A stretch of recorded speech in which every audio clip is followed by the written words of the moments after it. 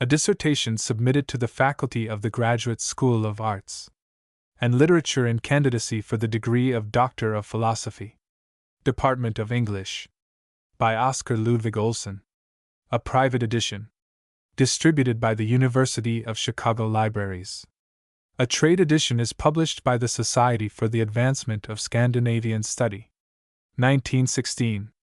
The relation of the Hrólfs Saga Kraka and the Bjarkarímur to Beowulf. A contribution to the history of saga development in England and the Scandinavian countries. Preface. It was at the suggestion of Professor John M. Manley that I took up the study which has resulted in the following dissertation, and from him I have received much encouragement and valuable assistance on numerous occasions. I have profited by suggestions received from Professor Tom Pete Cross and Professor James R. Holbert, and Professor Chester N. Gould has been unstinting in his kindness in permitting me to draw on his knowledge of the Old Norse language and literature. In addition to the aid received from these gentlemen, professors in the University of Chicago, I have received bibliographical information and helpful suggestions from Professor Frederick Kleber, of the University of Minnesota. I have been aided in various ways by Professor George T. Flom, of the University of Illinois, particularly in preparing the manuscript for the press. And from others I have had assistance in reading proof. To all these gentlemen I am very grateful, and I take this opportunity to extend to them my sincere thanks. Introductory. The following pages are the result of an investigation that has grown out of a study of Beowulf. The investigation has been prosecuted mainly with a view to ascertaining as definitely as possible the relationship between the Anglo-Saxon poem and the Hrólfs Saga Kraka, and has involved special consideration of two portions of the saga, namely, the Varster and the Frater, and such portions of the early literature in England and the Scandinavian countries as seem to bear some relationship to the stories contained in these two portions of the saga. Some of the results achieved may seem to be outside the limits of the main theme. But they are not without value in this connection, for they throw light on the manner in which the Hrólfs Saga and some of the other compositions in question came to assume the form in which we now find them. Thus these results assist us in determining the extent to which the saga and the Bjarkarímur are related to Beowulf.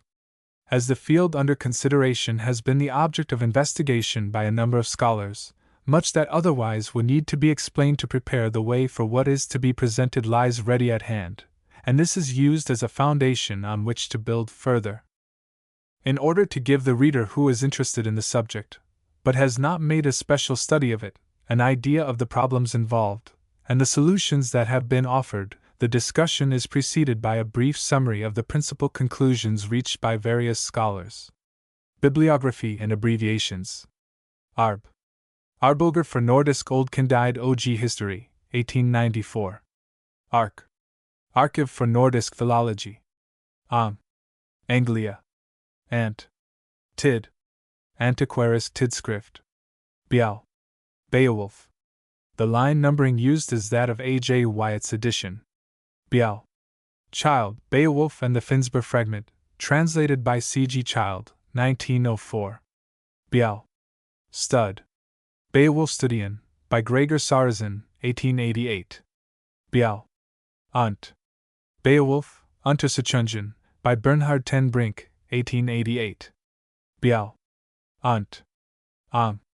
Beowulf, Untersuchungen über das Angelsächsische Epos und die Altestgeschichte der Germanischen Seevoker, by Karl Mullenhoff, 1889. Cam. Hist. Lit. The Cambridge History of English Literature.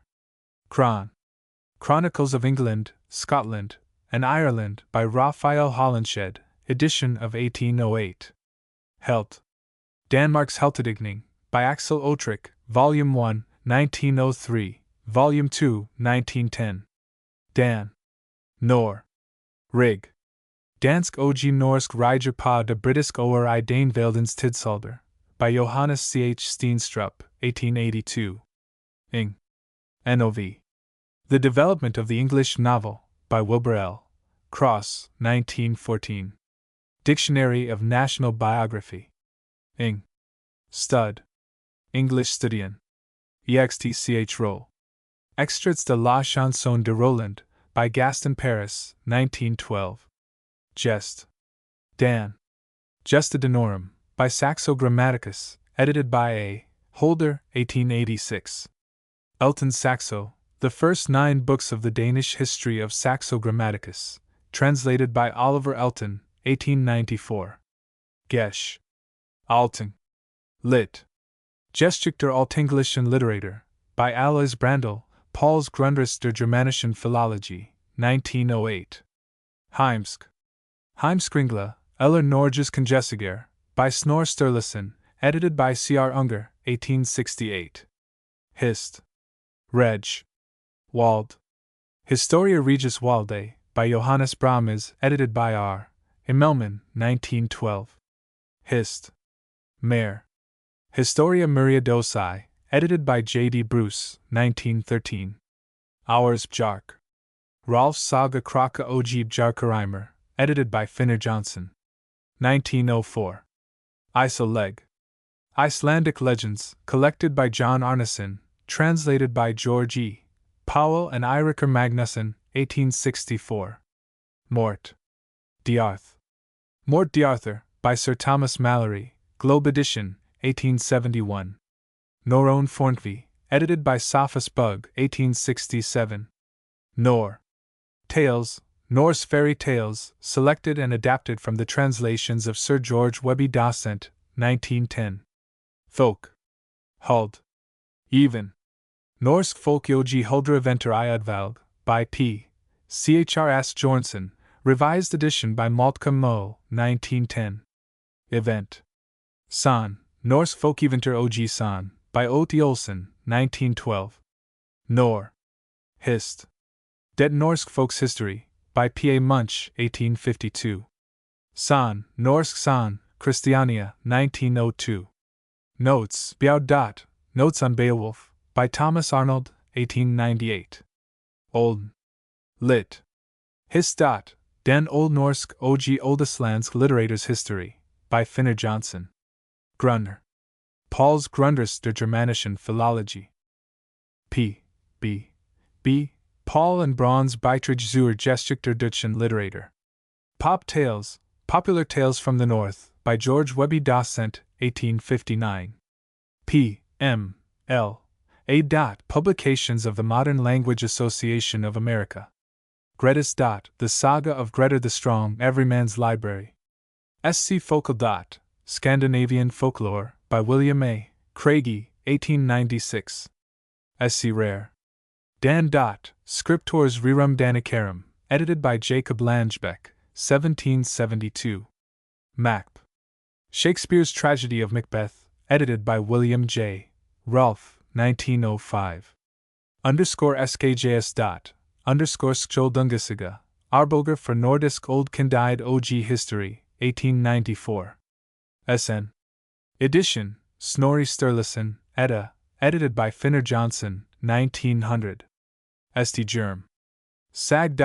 Studien zur Germanischen Sagengeschichte, Id Beowulf, by Friedrich Panzer, 1910. St. Sag. Eng. Studien zur Sagengeschichte Englands, Itil, Die Wikingersagen, by Max Deutsch Bien, 1906. Valsengassiga, Fornaldarsiger Norlanda, edited by Valdemar Asmunderson, Volume 1, 1891. Widsith, the oldest English epic, Beowulf, Widsith, etc., translated by Francis B. Gummier, 1909. Yellow Fair. B.K., The Yellow Fairy Book, by Andrew Lang. The relation of the Hrólfs Saga Kraka and the Bjarkarímur to Beowulf. Idvarster. The question whether Saxo Grammaticus' account of Bjarko's fight with a bear or the account in the Hrólfs Saga of Bjarki's fight with a winged monster is the earlier version of the story has been the subject of much discussion, as has also the possible identity of Bjarki's, Bjarko's, exploit with one or both of Beowulf's exploits, his slaying of Grendel and the dragon. The latter problem is still further complicated by the introduction of two beasts in the Bjarkarímur where Saxo and the Hrólfs Saga have only one, and the introduction in Beowulf of Grendel's mother, who makes her appearance in order to defend her offspring and also is slain. In this dissertation an attempt will not be made to clear up the whole of this complicated matter, but an attempt will be made to solve some of the problems involved. It will be shown that the stories in the Bjarkarímur of the slaying of the wolf and the bear at the court of Hrólfs Kraka, 1, are based on the story in the Hrólfs Saga of the slaying of the winged, 2, monster. The explanation of the origin of the dragon and the interpretation of the whole dragon story in the Hrólfs Saga, both of which have hitherto been wanting, will be given. From this it will be seen that this story in the Hrólfs Saga is based on the story, related in the second book of Saxo's Gesta Danorum, 3, of Bjarki's slaying the bear. Earlier opinions in regard to the Bvarstra, the Bjarkarímur, and related matters. Gisli Brynjolfsson, the first writer, apparently, to call attention to the similarity between Beowulf's combat with Grendel and Bjarki's combat with the winged monster, identified the story in the Hrólfs Saga of Bjarki's fight with the winged monster with the story in Beowulf of Beowulf's fight with Grendel. That it was a sea monster, Havgiet, that caused the trouble in Denmark, while it was a mountain troll that caused the trouble in Norway, he thought was as characteristic as anything could be, for Gregor Sarazen would identify Bjarki with Beowulf. He calls attention to striking similarities between the stories about the two men and attempts to identify the word var, etymologically, with the word Beowulf. The translator, as he calls the author of Beowulf, may, through misconception, have regarded var, the second part of the name, var, as Vargr, and translated it faithfully into as wolf. This, combined with other changes, which he discusses and illustrates, that might have taken place in the name in its passage from very early Danish to Anglo-Saxon, could have caused the Scandinavian name, var, to be rendered Beowulf, an Anglo-Saxon. 5. Sophus Bugge thought that saga characteristics earlier ascribed to Beowulf had been transferred, in Danish tradition, to Bjarki. The story of Bjarki's fight with the winged monster he regarded as acquired from contact with the story of Beowulf's fight with the dragon.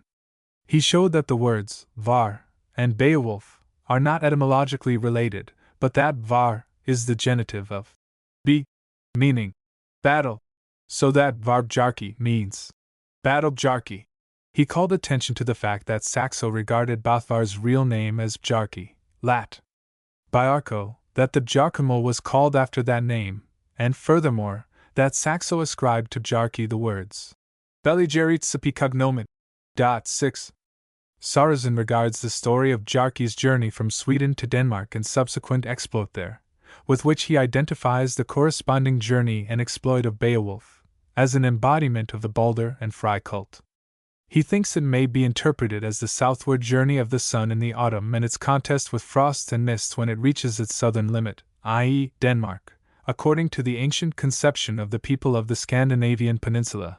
Or it may be interpreted as the introduction of the Balder cult from Sweden into Denmark. 7.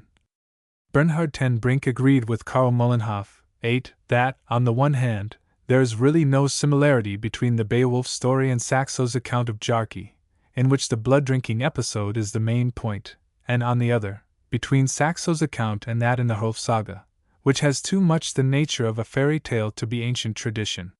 He agreed with Bugge that Bjark's combat with the winged monsters shows contact with the story of Beowulf's fight with the dragon.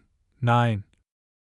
Sarazen, replying to Ten Brink, scouts the idea that a poem, such as Beowulf, which was completely unknown in England after the 11th century, should, after this time, be well known in Scandinavian countries and exert a notable influence there. 10. G. Binns does not think that Sarazen's attempt to identify Bjarki with Beowulf is sufficiently substantiated and shows by a list of names, 11, dating from the 12th century and found in the Northumbrian Liber Vitae, that the story about Bjarki was probably known at an early date in northern England. 12. Sarazen thinks that perhaps Beowulf married Friwaru, Hrothgar's daughter, as, similarly, Bjarki, according to the Hrólfs Saga, married Dryfa, the daughter of Hrothgar's nephew, Hrólfs Kraki, that the troll which supports Hrólfs Kraki's enemies in Hrólf's last battle is a reminiscence of the dragon in Beowulf, and that, owing to the change of taste and other causes that occurred in the course of time, the Beowulf story developed into the form in which it is found in the Bjarki story in the Hrólfs Saga. 13. Thomas Arnold concedes that there may be a faint connection between the Bjarki story and the Beowulf story, but he rejects Sarazen's theory that the Anglo-Saxon poem is a translation from the Scandinavian, See page 8.14. B. Simons takes the story of Bjarki's fight with the winged monster to be a fusion of the story of Beowulf's fight with Grendel and that of his fight with the dragon. 15. R.C. Bohr identifies Bjarki with Bea. In the West Saxon line of kings, Bea succeeded Scyld. In the poem Beowulf, the Danish king, succeeded Scyld. In Saxo's account, Froti I succeeded Scyld. Froti is represented as having killed a dragon. According to the Hrólfs Saga, Bjarki killed a dragon. As Bea in one account occupies the same position in the royal line as Froti in another, and Beowulf, the Dane, in a third, Bohr thinks that Bjarki's exploit and Froti's exploit are the same one, and that to Beowulf, the Dane, the same exploit was also once attributed. In Saxo's account, Bjarki is a king's retainer, and Bohr thinks his exploit has been differentiated from that of Froti, who is a king. In Beowulf, he thinks, the exploit has been transferred from Beowulf, the Danish king, to Beowulf, the Geat, and that the differentiation of the deed into two exploits has been retained: Beowulf, as a king's retainer, slaying Grendel, and later, as a king, killing a dragon. This identifies Bjarki's slaying of the winged monster with Beowulf's slaying of Grendel. In Saxo's account of Bjarki, Bohr thinks that the dragon has been stripped of its wings and changed to a bear. 16. Finnur Johnson regards the story in the Hrólfs Saga of Bjarki's slaying the winged monster as a reflection, though a feeble one, of the Grendel story in Beowulf. 17. Axel Ulrich, who, more extensively than any other writer, has entered into the whole matter, of which the problems here under consideration form a part, does not think there is any connection between Beowulf and the Hrólfs Saga. 18. He regards the stories in the Bjarkarímur of Bjarki's slaying the wolf and Hjalti's slaying the bear as earlier compositions than the corresponding story in the Hrólfs Saga. 19. The addition of Bothvar to Bjarki's name he thinks was acquired among the Scandinavians in the north of England. 20. Where the Bjarki story, by contact with the story of Siward, Earl of Northumberland, acquired the further addition of Bjarki's reputed bear ancestry.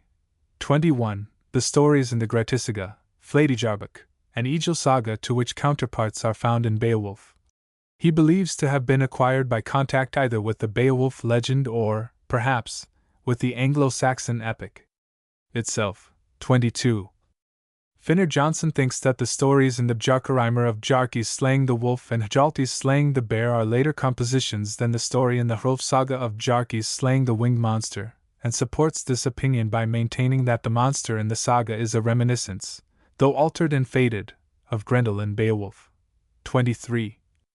Sarazen regards the cowardly, useless Hot, Bjarki's companion, as a personification of the sword Hrunting, which fails Beowulf in his fight with Grendel's mother.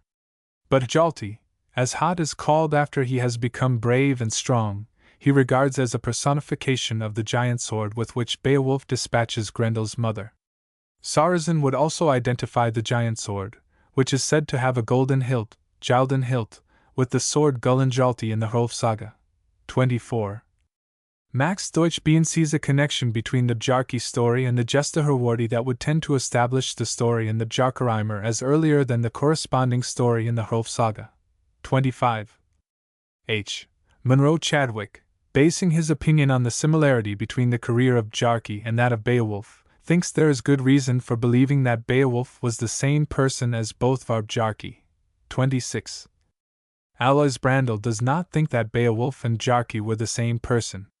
He calls attention to the difficulty involved in the fact, which, he says, Ulrich has emphasized, that Bjarki is etymologically unrelated to Beyer, and of troll fights, he says, there are many in Scandinavian literature.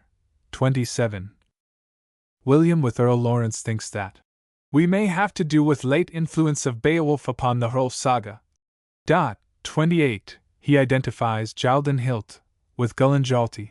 29. He regards the stories in the Bjarkarímur of Bjarki's slaying the wolf and Hjalti's slaying the bear as earlier compositions than the story in the Hrólfs Saga of Bjarki's slaying the winged monster. 30. Which, in agreement with Ulrich, he regards as a special late elaboration peculiar to the Hrólfs Saga. He regards Saxo's story as earlier than the stories in the Bjarkarímur. 31. he refers to Mog as believing that the Bjarki story in the saga is a werewolf myth into which the Grendel motive is woven. 32. He quotes a passage from Husler, in which Husler states that he regards the story in the Bjarkarímur of the fight with the bear as earlier than the story in the saga of the fight with the winged monster, and that, furthermore, Beowulf's fight with Grendel has been transferred to Bjarki. 33. Lawrence also calls attention to the fact that Gering thinks there is unmistakable similarity between the Grendel story and the story of Bjarki's fight with the winged monster. 34. Friedrich Panzer identifies Bjarki with Beowulf and regards the story in question in the Hrólfs Saga as a later composition than the corresponding stories in the Bjarkarímur, which he identifies with the Grendel story. 35. Jaldan Hilt. He identifies with Gullen Jalti Winkworth from 36, and Hot Jalti, whom Sarazin regards as a personification of swords in Beowulf. He identifies with Hansio, Beowulf's companion who is devoured by Grendel. 37. The story in the Hrólfs Saga of Bjarki's slaying the winged monster. It appears to the writer that the key to the explanation of much that has been the subject of dispute, or has remained unexplained, in the story about both Bjarki and the Hrólfs Saga is the influence of the fictitious, in part, also historical, life of Siward, Earl of Northumberland under Canute the Great and succeeding kings. The life of Siward, briefly summarized from the Dictionary of National Biography, 38, is as follows. Siward, Earl of Northumberland, called Digera, or the Strong, a Dane, is said to have been the son of a Danish jarl named Bjorn.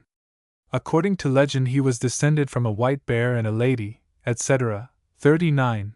As a matter of fact, he probably came to England with Canute and received the earldom of Dara after the death of Eadwulf Cudel, the Earl of Northumbria, when the Northumbrian earldom appears to have been divided. He married Elflade, daughter of Ealdred, Earl of Bernish-Nisha, the nephew of Eadwulf Cudel.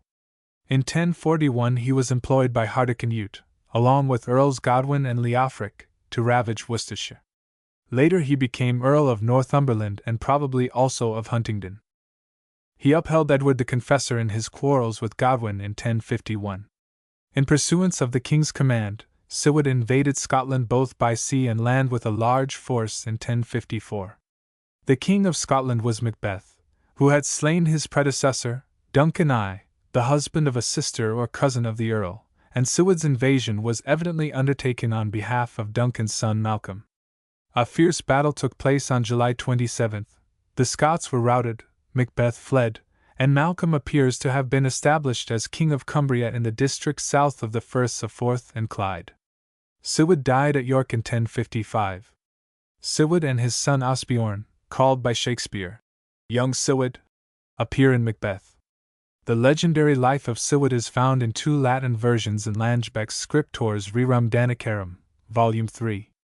These two versions Ulrich designates as A. Anonymous, page 288, and B. Brompton, page 300.40. According to B., an earl of royal descent in the kingdom of the Danes had an only daughter, who went with her maidens for a walk in a neighboring wood. They met a bear, whereupon the maidens fled and the daughter was seized by the bear and carried off. In the course of time she gave birth to a son, whose name was Bern and who bore marks, in the shape of a bear's ears, of his paternity. Bern had a son, whose name was Siward. According to A., Siward is removed by 3 generations more from his bear ancestor, the line of descent being Ursus, the bear, Spratlingus, Ulcius, should be Ulfius, Bjorn, with the cognomen Barrison, Siward. According to A., where the account is a little more detailed than in B., Siward, who was given the cognomen Deer, Large, was a brave and powerful man, who, disdaining the succession to his father's earldom in Denmark, set sail with 1 vessel and 50 chosen companions, and arrived at the Orkney Islands. On one of the islands was a dragon that had done much damage by killing men and cattle. To show his strength and bravery, Siward entered into a combat with the dragon and drove it from the island. Thence he set sail for Northumberland, and there, he heard, there was another dragon. During the search for this dragon, he met an old man sitting on a hill. He inquired of the man as to the whereabouts of the dragon. But the man, calling him by name, told him that he sought the dragon in vain, and directed him to continue his journey and proceed till he came to a river called Thames, on whose bank was situated a city by the name of London. And there, he said, you will find the king of that region, who will enlist you in his service and in a short time bestow land upon you. As a token of the trustworthiness of his prediction, the old man drew from the folds of his garment a banner, called Ravenlandi, and presented it to Siward. Siward accepted the banner and proceeded to London, where he was summoned by King Edward to meet him at Westminster. Siward obeyed the summons and was enlisted in the service of the king, who promised him the first position of honor to become vacant in the kingdom. On this visit to the king, he slew Tosti in order to avenge an imagined insult and demanded and received Tosti's earldom of Huntingdon, which had thus become vacant. Some time after he also received the earldoms of Northumberland, Cumberland, and Westmoreland. Later the Norwegians made war on the king, but Siward defeated them and avenged many-fold the insults and injuries sustained by the king, thus fulfilling the prophecy that divine providence would permit to be born from the union of a rational with an irrational creature, i.e., from the union of a woman with a bear, a man who would wreak vengeance on the enemies of the illustrious and glorious King of England. In the course of time, Dunwall, King of the Scots, was ejected from his kingdom. He sought the aid of Siward, who gathered an army and proceeded as far as Dundee, when news was brought him that his subjects in Northumberland had risen in insurrection and slain his son Osbernum, Beowulf. Compelled to return, he was roused to such anger that he sank his sword into a rock, leaving a mark that could be seen, the author says, in his day. Siward restored to the king the territory seized by the rebels, and returned home and inflicted severe punishment on his enemies. B has some variations from the account in A, but none of these variations are of present significance. The transformation of Siward from an historical character, in regard to whom we have authentic information, into the hero of a saga, the first part of which is of the Fornaldarsaga type, the latter part of the Islendinga saga type, 41, is quite remarkable. He must have made a deep impression on the minds of his contemporaries and remained a hero in oral tradition long after the historical events of his life had been forgotten. Ulrich, who has done work of great importance in this field, offers a discussion of the legendary life of Siward in the Archive for Nordisk Philology, Volume 19, from which it seems desirable to quote some passages for the light they throw on the development of this saga in England. Tegen som helter Sivert saga den merklige forening af eventurlig og historisk sagas til. I dragekampen og I Odin Skikkelsen, der nære tilslutning til norrøn tradition. Hermod I Nordenland bosat Nordmien have gjort sig gælden med et bærigen og udviklen element. Det gælder det ikke blot for Sivert saga, men også for Ragnar Lodbrok's history, for at save den fra Forster Bleven til I England. På den enden side ma 6 ikke alene regni med, at Nordenland en aflegger af norsk sagakultur, den tillage en banebrighter for dens rigere udvikling. 6 har set det med dragekampen, der optiges væsentligt fra engelsk forestillinger, og som visnak at den veg finder I den norsk-islandsk eventyrsager og historisk traditioner. 42. With the situation thus before us, namely, 1. The numerical strength of the Danes and Norwegians in the north of England, which had become a second home of Norwegian saga culture. 2. The fact that the Hrólfs Saga was known in England, where Bjarki received the addition, both var, to his name. And 3. The fact that the Siward Saga as we find it in Langebek was developed in the same locality. It is evident that it was not only possible, but practically inevitable, that the Hrólfs Saga and the Siward Saga should come in contact with each other. And this was, indeed, the case. That a popular hero is said to have descended from a bear is a very widespread motive, not at all confined to the territory in which the Bjarki story was known, but the similarities in the genealogies of Siward, both of Bjarki and Ulf, Gest. Dan, 10th book, are so great that the casual reader immediately concludes that these genealogies must in some way be related. Ulrich has unraveled the skein and shown that the bear ancestry belonged originally to Siward and from him was transferred to Ulf and Bjarki. Ulrich dwells on the fact that det son, der optræder som nittet til historisk eller rettere have historisk personer, findes også rundt omkring I Europas eventyr som en ledning til fortællingen om den stærke kæmp, der Hentid de Bortfort Konjdoter Tilbage fra Trolding. Ulrich says further. Men ogsa I den islandsk saga verden har 6 till 19. Bjorn Beresons Fadsel Genfines Sam Bodvar Jarks. Bodvars Foreldra den til Bjorn Omskapt Konjasen Bjorn Og Bondedatteren Bera. Foruden ved Navnin Robes Sammenhængen ved at Jornen, Lijsa my Saxes San, Bliver Jadget Og Dret, Og Sonen Senir Tager Heaven. Men samtidig, motivet udviklet langt rigere, idet omskabels Og stemmeter blandet ind, Og arven eftervil direct fordels pa tre soner, dels bjorniagt eider, dels styrk Og hamrum head, solids de dansk Og de, norsk, islandsk tilnitninger af forskellig art, de dansk giver os de eventiragtige elementer, hvoraf sang at opstar. Den islandsk Hrólfs Saga Bjarkarímur visser os dets vidir udvikling til eventursiga. Selv den nordengelsk Saga star I midten som et merkleit mellemldige udviklingen. 43. Here we have the first indication of contact between the Seward Saga and the story of Bjarki, in the Hrólfs Saga. There is much in the main features of the lives of Seward and Bjarki that is similar. Both were men of extraordinary prowess and bravery. Both gave up a great heritage at home, Seward, an earldom, Bjarki, a kingdom. Both left their native land to enter the service of a foreign monarch, Seward entering the service of Edward the Confessor, Bjarki, that of Hrólfs Kraka. Both slew a ferocious monster. Both paused in another land, Seward, on the Orkney Islands, Bjarki, in Sweden. Before reaching what was to be their destination, both displayed their warlike qualities by slaying a man of great prominence who was closely connected with the king, Seward slaying Tosti, and Bjarki slaying Agner.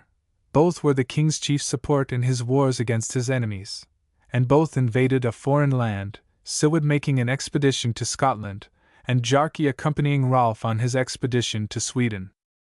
Certain features of the life of Bjarki mentioned above, such as his bravery, strength, his being in the service of Hrólfs Kraka, his killing a fierce beast, and slaying Agner, the saga man found ready to his hand, but not the renunciation of his kingdom. Earldoms and kingdoms are not renounced, for light and transient causes.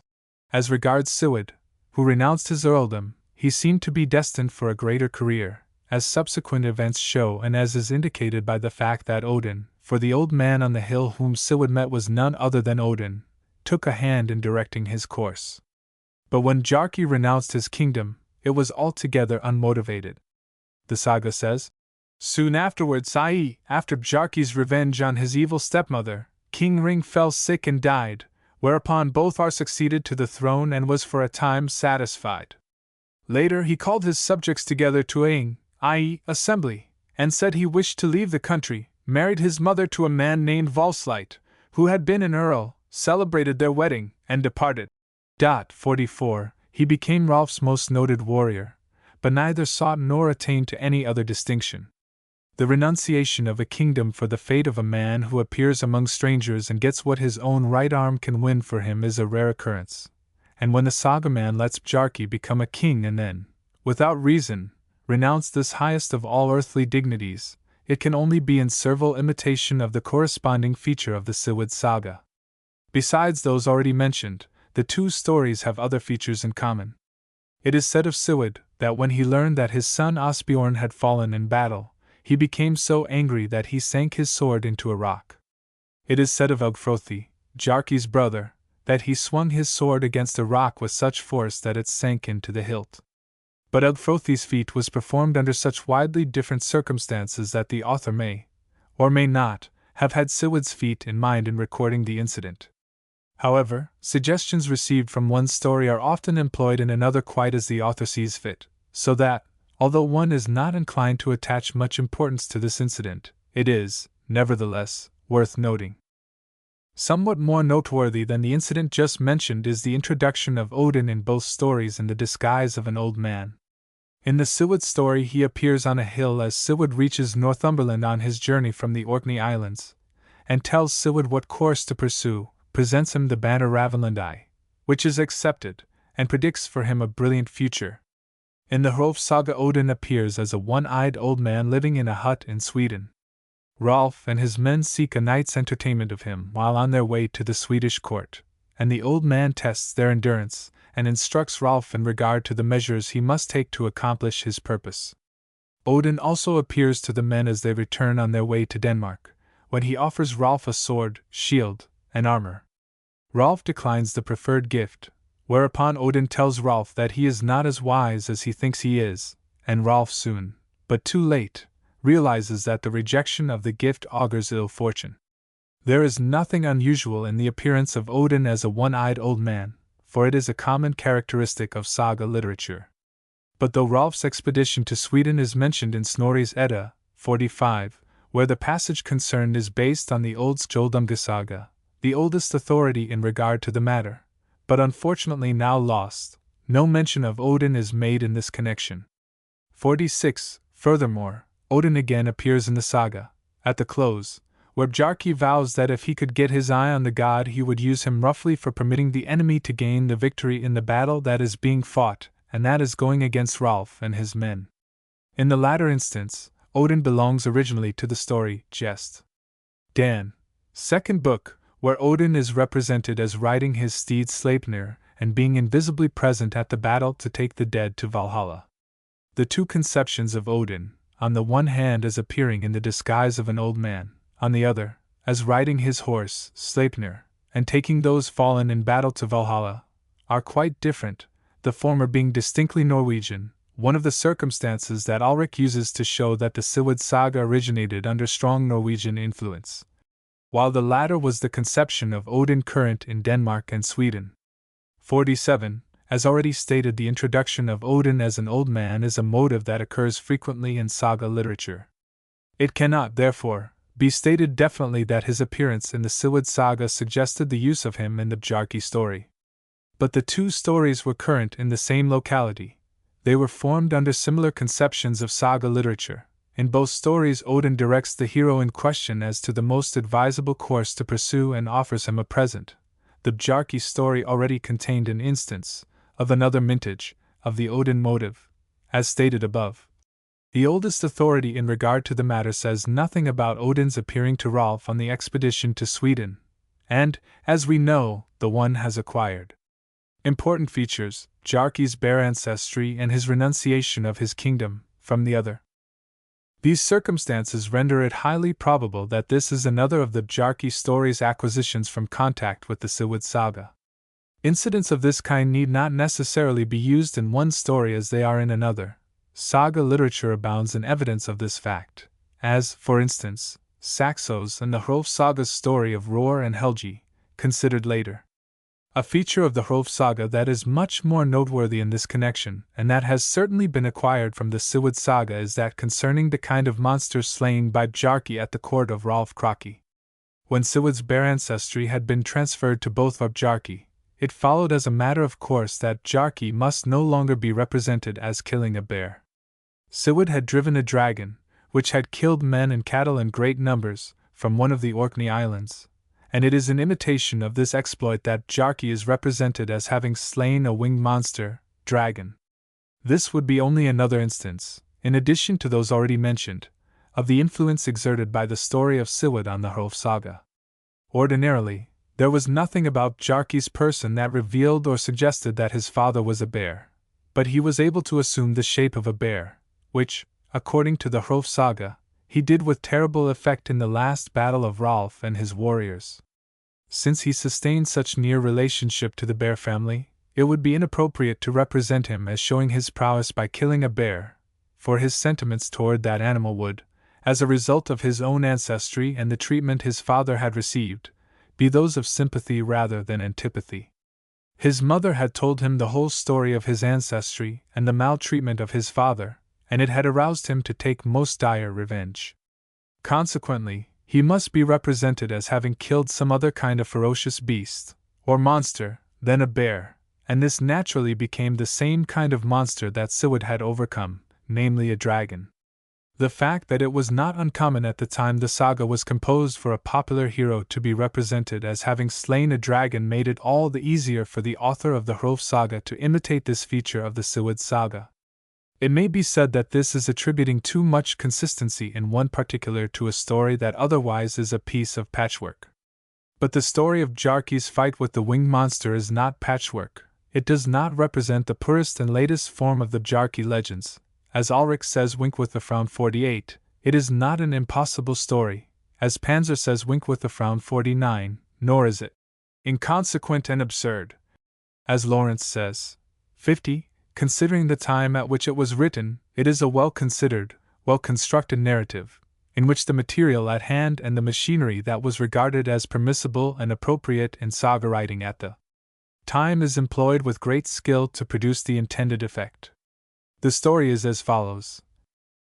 Ok sem lay at Jolam, Jera's men okatir. Var sbyr hot, verja edda seti, hensager anum, at dyrite hafi ar comet tva vtri samt, mikit og overlight, ok heifer vangie bakinu ok fli jar at Jaffnin, tval host heifer at nu hingid vidjad ok gert miken ska, at bitta eki vapen, en kapper kanuns koma eki heim, sem at eru I in a mester, bar milti, eki holland sva vel skipu. Semek tle, efi dyr skal her I riki og fe kanunsens, hotter sajai, at eki dyr, helber at hit mesta troll, nu kammer. Jo lapton, with the cute, milti kanunger, nu vilek, at men se cure ok hulger I not, ok bana ek alam mina manam at ganga I knockern haska v dirit, en fe fair after v sem honor, men mina vil ek eki missa, allur haida her guam, at gera after v, sem kanunger ball. Var landes I bird notana, han layet hot farami ser, ok gerer han at nagra ok kali han ser styrt til bana. Var segur, at betr mundi til takas. Ganga I bird fra halini, ok verb var at bera han, svar han hreder. Nu sja diret, ok vi neest iper hotter slikt, sem han ma, ok kva diret mundig lepa han. Var babigjuna hans egja ok kastar anum near I mosen. Ok ar ligrhan ok agi mi alu orider, agi orer han heim at fara helber. Nu jinger var modi dirainu, at hefer anum, at sverit fast I drini, han vildi brega v. Var egjar nu fast sverit ok with the cube bregar I drini, ok nu fair han bridget drini, sva, at sverit jinger you are slirinum, ok leger egar under begi dursens ok sva fast, at sdi hardenu. Ok dat with the cute diret til jara dot near. After at fair hen angat sem hotra ligger. Var tekker hen up ok brangat sem diret ligger dot. Hotra skelfra koft. Var milti, nu skal to drekka biel dursens. Han lengi trigger, en orer hen vist agi anat. Var leiter hen drekka tva sopastora. Han let hen ok eta naket af dursjartanu. After eta tekker var til hans. Ok atas ervi lengi. Var milti, hels to nu sturk oren, ok ekivanti ek, at hris nu Herman Hrólfs kanums. Hotter sajai, agi mun ek with the cute hres ok agi ik up fra esu. Vel, with the cute orit, hot felagi. For vit nu til ok ray sum up diret ok bum svaam, at a rear etliat kvikt muni vera. Gera nu sva. After at fara heim ok hafa k wirtium sick. Ok vite engimar, vat hafa iget. Kanungra sbyr morganin, that vidi til dursens, hart at hafi naket engat vidjadum notana, anum var sagt, at fe alb very halt I grindum ok osikit. Kanungra ba men forvitnas, hart ng se lakindi til, at hefiheim comet. Varman jeres sva ok komus jot after ok soga kanungi, at diret fairy are ok helder geist at borgini. Kanungra ba Herman vera hrausta ok dugga nu hvern eftervi, sem hen hefi hug til, ok ra af oviet enna, ok sva vargert, sem kanungra ba, at erb jug is sick til s. Kanungra horfi diret ok mailti san, enga seek fra dirainu, en hver vil nu taka kopain ok ganga I motivi? Var mailti, at very nasta hrosts mans for venispit. Hot felagi, rectu nu af er amalit at men lada, sem ng crowr any de gramuni ir vera, far nu ok drup diret, matu sja, at ng alphas til anera.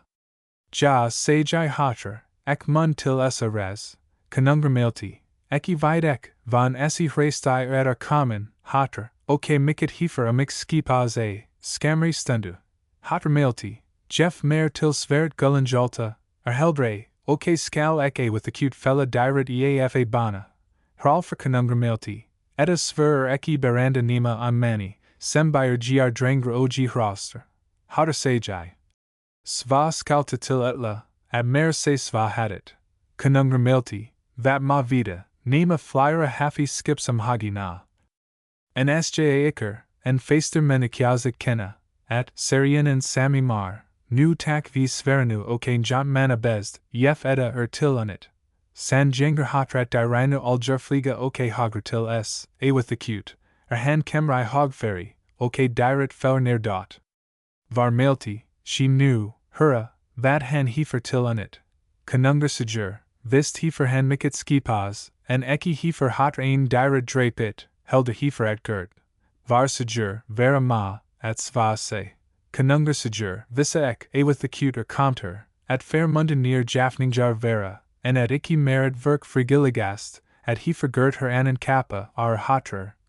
Ok ovenligrati til makiller gyptu. Ok nu vil ek at han hadi adi hotterlanger ok skal han hida jalti up. Fraesu, skal ta hida epter sverenu gullen jalta. 51. The consistency observed in displacing the bear, as the animal killed by Bjarki has been noted, as has also the reason why the dragon was introduced as a substitute for the bear. It will be observed that the account of the dragon in the Siwid story suggested the further development of the story in the Hrólfs Saga. Ulrich says, "En hen seen bar savar den digres kamp dog noget eget. De almindelige norone drage kamp ligge fra Sigurds drab pa favn har stadig til mal at vinde dragens gold. For savar diger exister det motiv ikke, han vil frelste gemsagt mennesker. Af alle de islandsk dragekamp har kun bjorn hiddokimps noget tilsvarend, og her det niet tilfældigt at også den henlag til de engelsk farvand. Det engelsk dragekamps motive. 52. Ulrich further calls attention to the fact that in English tales the object is not to kill the dragon, but to drive it away, as Siwid did. But to fit the dragon into the Bjarki story, it had to be killed in order that the blood-drinking episode might be introduced. This involved no difficulty, however, for the killing of the dragon was in harmony with Scandinavian saga usage. But it should be observed how, in essence, the conception of the dragon in the Bjarki story harmonizes accurately with that in the Siwid story. The king and his court are afflicted by the visitations of a dragon, and Bjarki puts an end to this affliction by killing the dragon, as Siwid, in the corresponding situation, does by driving it away. Not less terrible than dragons, but much more common, were trolls, and this fact led Brynjolfsson to remark that the introduction of a troll in this connection was as characteristic as anything could be. 53. The introduction of the troll is quite in harmony with the genius of Old Norse folklore. The sagaman did not, however, characterize the dragon as a troll merely because he would thus be employing good saga material, but because the depredations ascribed to the dragon in the Siwid story, which were quite foreign to the accounts of dragons in Scandinavian folklore, were very suggestive of the depredations ascribed to trolls, and because a troll story would enable him to work out his plot with admirable effect. The statement in the saga, "As the Yule feast approached, the men grew depressed," is a characteristic beginning of a troll story, for, while trolls commit their depredations at all times of the year and under a multitude of circumstances, many of the stories about them begin with such expressions as, "Yule was approaching. On the eve the shepherd went with his sheep." Wink with a frown. 54. In old days no one could stay over Christmas Eve. Wink with a frown. 55. It happened once late on a Yule Eve. Wink with a frown. 56. Formerly every Christmas Eve. Wink with a frown. 57. I gamla dage var det en julenat. Wink with a frown. 58. Juliaften gick per bakken til Kvernhuset. Wink with a frown. 59. Nogen avi selskapet kom til at tale on hammertralet, som det nu kalts, og dement, at skulda de nogen gang ventulemp avi det erige troll, sa mat det vel vasser sådan I julegriet. 60. Thus, as we see, the statement that the winged monster appears late Christmas Eve, 61, is exactly in harmony with the belief, still current in some parts of Norway, that on Christmas Eve, after sunset, but never earlier in the day, an adventure with a troll is to be expected unless proper precaution be taken to avoid it. It is a part of the superstition that if any one ventures into, or near, the stable or other outbuildings late in the evening, he is in the greatest danger of being attacked by one of these malignant beings, and people are in mortal terror of falling into the clutches of a troll. As a result, there is great haste to get the chores done up early on Christmas Eve. In fact, the fear that Hot shows before leaving the hall, when he knows he must go out, and the extreme fear that he shows later, can be duplicated from the tales that are told in connection with the superstition. There is no danger, however, so long as one remains in the house. 62. A story, pertinent in this connection, is told to illustrate the difficulties that ministers in the rural districts in Norway have had to contend with on account of the superstitious belief in trolls. A minister had exerted himself to root out of the people in his parish the belief in trolls. Among those whom he had endeavored to enlighten was a boy. But so ingrained had this belief become in the boy that, when Christmas Eve arrived and he was requested to go to one of the outbuildings on an errand, he was seized with fright. He went on the errand, however, and performed it without seeing a troll, but on his return he was so overcome with the fear that a troll was pursuing him that he fell to the ground, and had to be met by people from the house and escorted back. 63. The story is supposed to be true, and there is no reason to doubt it. But whether it is true or not is immaterial in this connection. In any event, it shows what kind of story we are dealing with in the saga, and it shows to what admirable use the story enabled the sagaman to put the inordinate fear and cowardice of Hot. In view of the circumstances, Hot's cowardice and the common fear of the Christmas troll, Hot's actions, when he is forced to accompany Bjarki and when he sees the monster, are perfectly natural, and to see the matter in any other light is not to understand the story. Another feature of the first part of the story that should be noticed is the dual nature of the monster. A dragon was as terrible a creature as one could imagine. A troll was also as terrible a creature as one could imagine. But the sagaman has introduced into his story a being that combines the characteristics of both. Hot knew that the monster possessed this dual nature, for it is from him that the author lets the statement proceed. That is no beast, it is rather the greatest troll. This makes it still more natural for him to display ridiculous fear. It also explains the king's fear of the monster, and removes the odium that might seem to attach to the king and his warriors in withdrawing from a combat with such a creature and allowing it, unopposed, to perform its Yuletide depredations and depart. The sagaman did not intend to belittle Hrólfs Kraka. He intended to magnify Bjarki by introducing a monster for him to overcome that it was no shame for other mortals to avoid. Nor is it accidental that the reader is informed of the troll nature of the dragon in a statement made by Hot to Bjarki. It serves to make it plain that Bjarki also knew what kind of monster the dragon was. This places in the strongest relief his courage in undertaking voluntarily, nay against the express command of the king, to attack the beast, and his prowess in felling it without difficulty.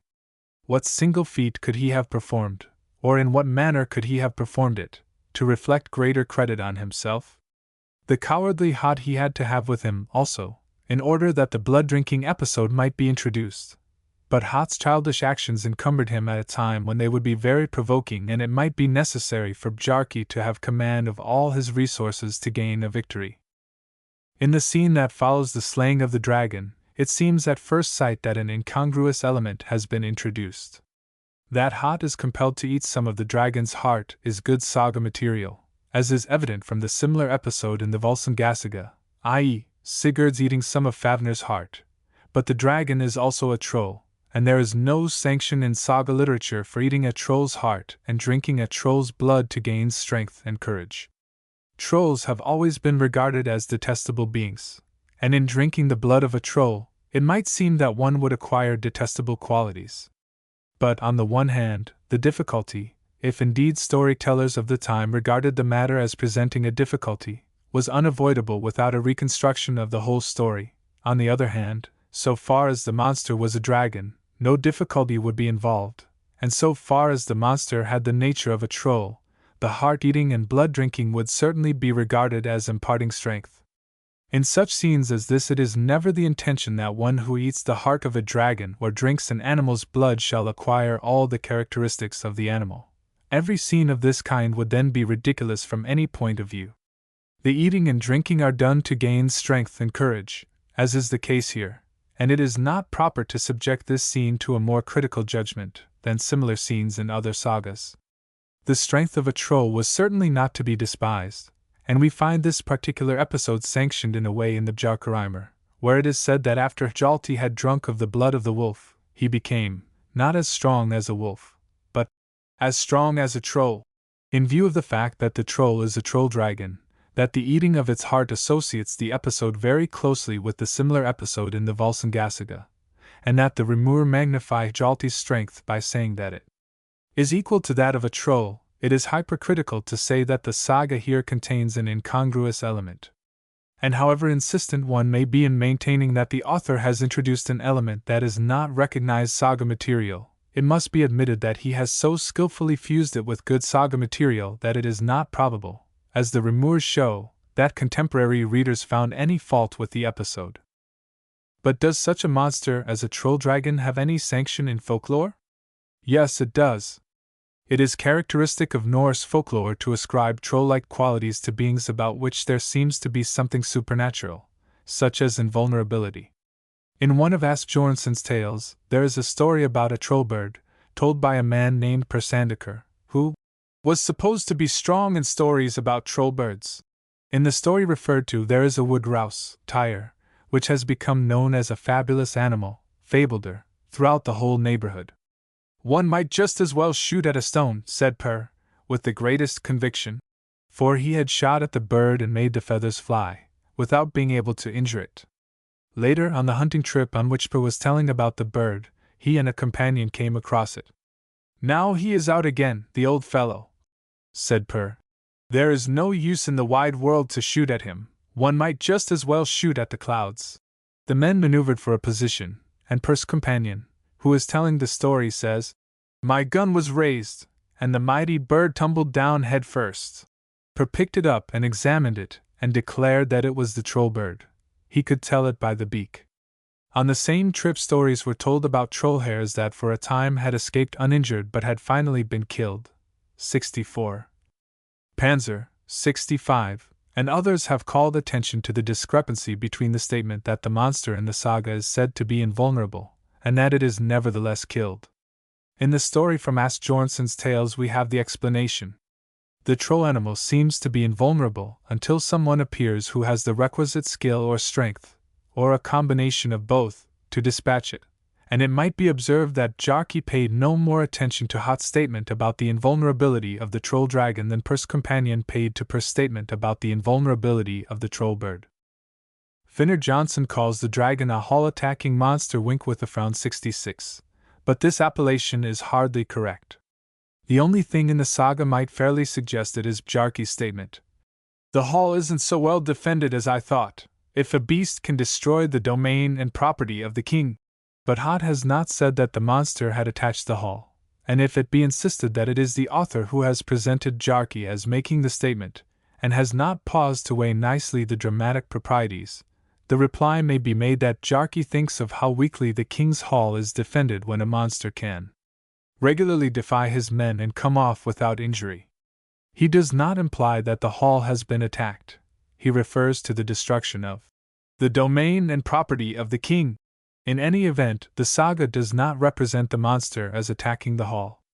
To continue immediately after the statement just quoted, Hot answered, "That is no beast, it is rather the greatest troll."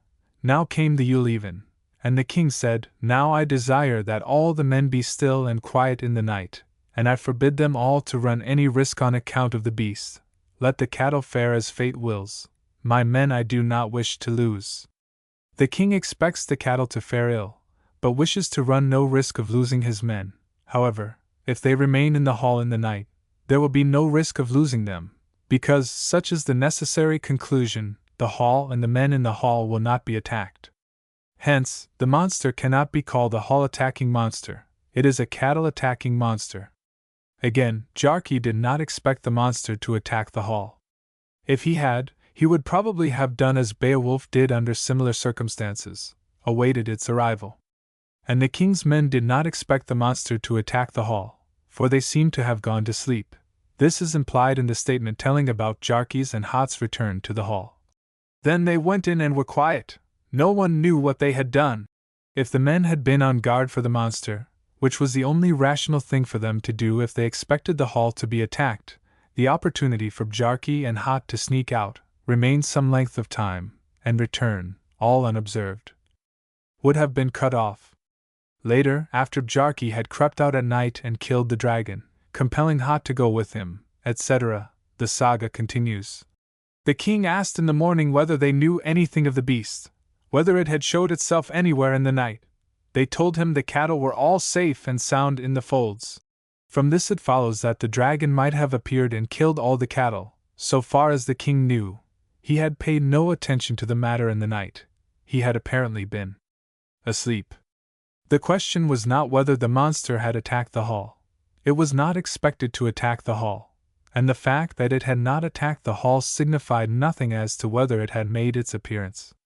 The question was whether the cattle had suffered, and when the king asked if the beast had showed itself anywhere in the night, the answer was that the cattle were all safe and sound in the folds.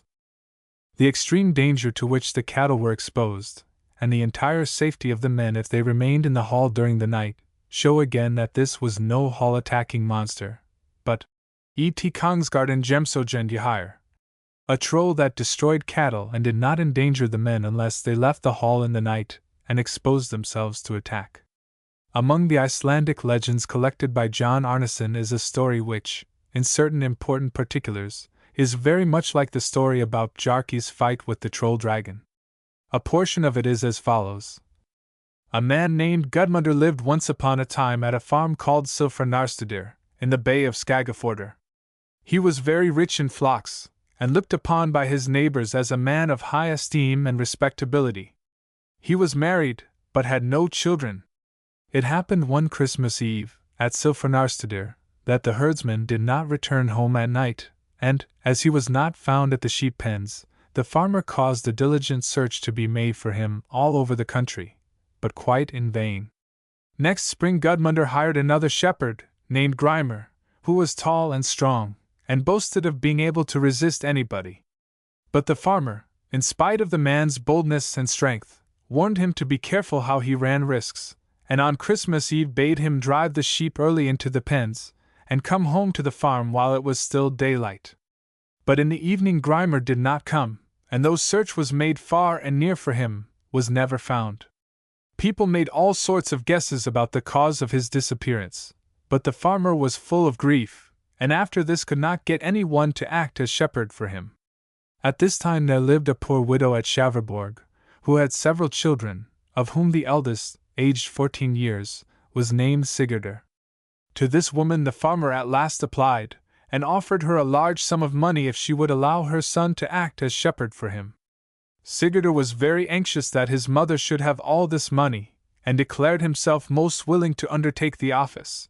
So he went with the farmer, and during the summer was most successful in his new situation, and never lost a sheep. At the end of a certain time the farmer gave Sigurdur a wether, a ewe, and a lamb as a present, with which the youth was much pleased.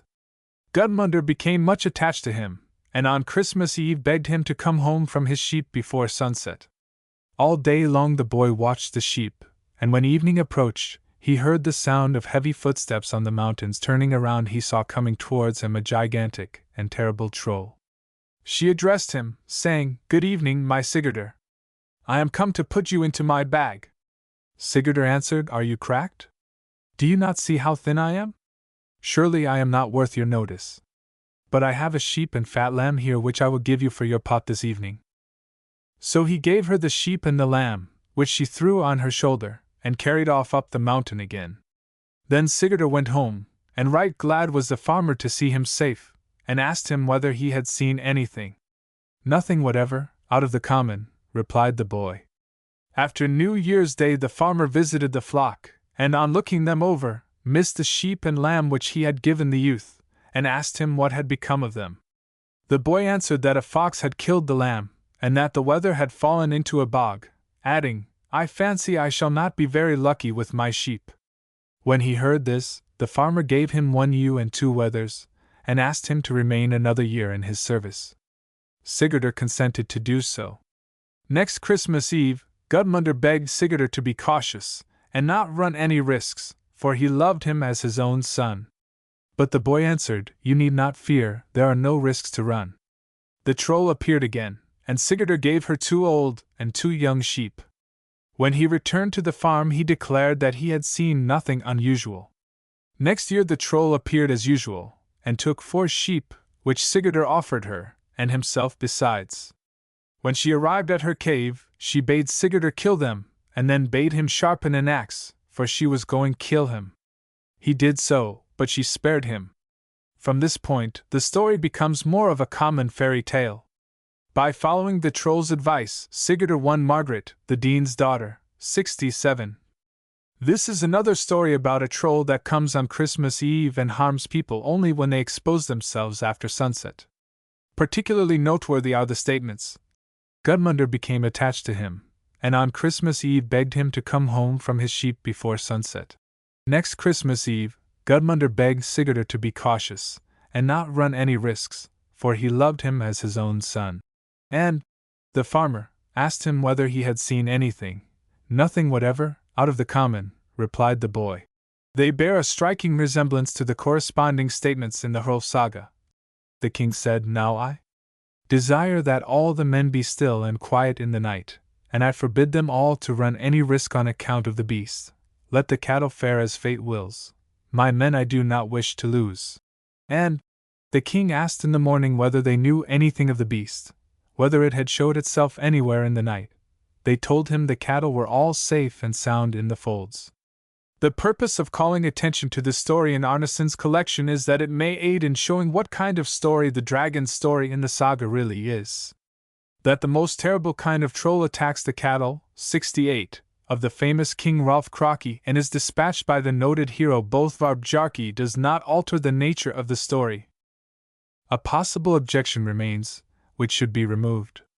When the warders in the morning saw the dead propped up dragon, they said that the beast was advancing rapidly to attack the town, and the king bade his men be courageous, and said each one should help, according as he had courage for it, and proceed against the monster. But it is plain that, since the beast was apparently coming in the morning, in broad daylight, instead of at night, it seemed to have changed its tactics, and no one could tell what it intended to do. It was the part of wisdom to prepare for the worst. Besides, the men would have better prospects of success, or at least of avoiding injury, in an encounter with it in daylight when its maneuvers could be watched and guarded against. That the warders in a state of excitement said that the beast was advancing rapidly to attack the town is of no significance. They merely expressed the thought that came to their minds, and they were palpably wrong when they said that it was advancing rapidly. But it is an exquisite touch on the part of the saga man to have the warders utter these words. They got one view of the monster and hastened back. Of course, the beast was advancing and advancing rapidly. It would never occur to them, unless they had paused to take note of it, which they did not do, that the monster was standing still. It may seem that too much attention is devoted to this feature of the story. But it is important to establish, if possible, the type of story we have before us in this much-discussed tale about Bjarki and the troll dragon. Regardless of where the author got the idea of the dragon, he has made use of the popular story about the troll that comes Christmas Eve and attacks those who venture out into the open after dark. And when the saga man transformed the story into one of this type, he did it with the conscious purpose of providing a story that would enable him to let Bjarki take Hot out secretly at night, kill the dragon, compel Hot to eat of its heart, and drink of its blood, put Hot's newly acquired strength to the test, prop the dead dragon up in a living posture, thus paving the way for further developments, and then return to the hall, all unseen and without arousing a breath of suspicion. The type of story is adapted precisely to the requirements of the author's plan.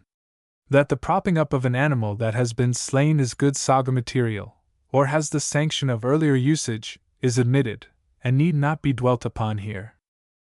The type to which the dragon story belongs has a bearing on its relationship to the Grendel story. Grendel is a hall-attacking monster. The troll dragon is not a hall-attacking monster. If the dragon story in the saga is a modification of the Grendel story in Beowulf, or if it is a modification even of the story about the fire-spewing dragon, there has been a change, not only in the details of the story and the nature of the monster, but it has been transferred from one well-defined type of story to another. There is, indeed, a type of troll story in which the troll comes Christmas Eve and attacks the inmates of the house, not the cattle in the stable, or in the folds. To this type belongs the story in the Greta Saga in which the troll wife attacks the man of the house, 69, and which is often compared with the Grendel story. Another story of the same type is that about Brigint, who, having been informed that a certain house is invaded by trolls every Christmas Eve so that the inmates must seek refuge elsewhere, decides to ask for lodging there overnight next Christmas Eve in order that he may put an end to the depredations of the trolls. The trolls make their appearance as usual, and with the aid of a tame polar bear Brigint puts them to flight. 70. But these stories must be sharply differentiated from the Bjarki story and others of its type, so that while the Grettir story and the Grendel story are essentially of the same type, the story about the winged monster in the Hrólfs Saga and the Grendel story are not of the same type.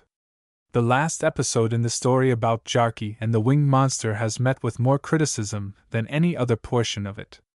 Ulrich says that the story should have given us a real test of Hjalti's manhood. Wink with a frown. 71. Lawrence says, the beast propping episode spoils the courage scene.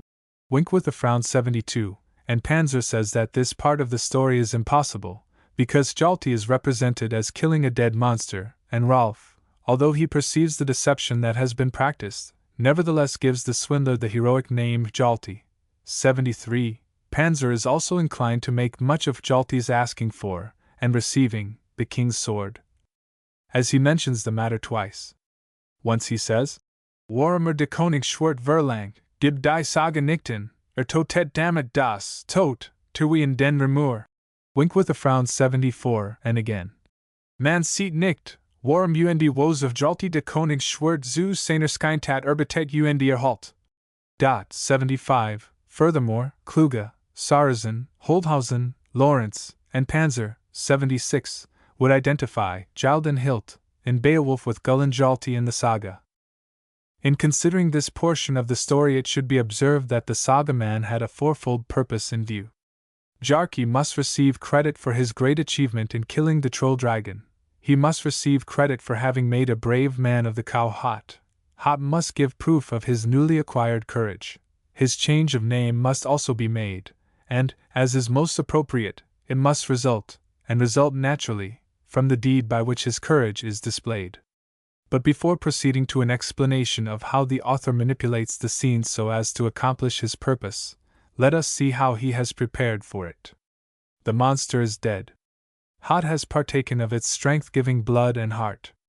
Bjarki and Hot have wrestled long, so that Bjarki has brought Hot to a thorough realization of the strength he now possesses, for that is the significance of the wrestling match.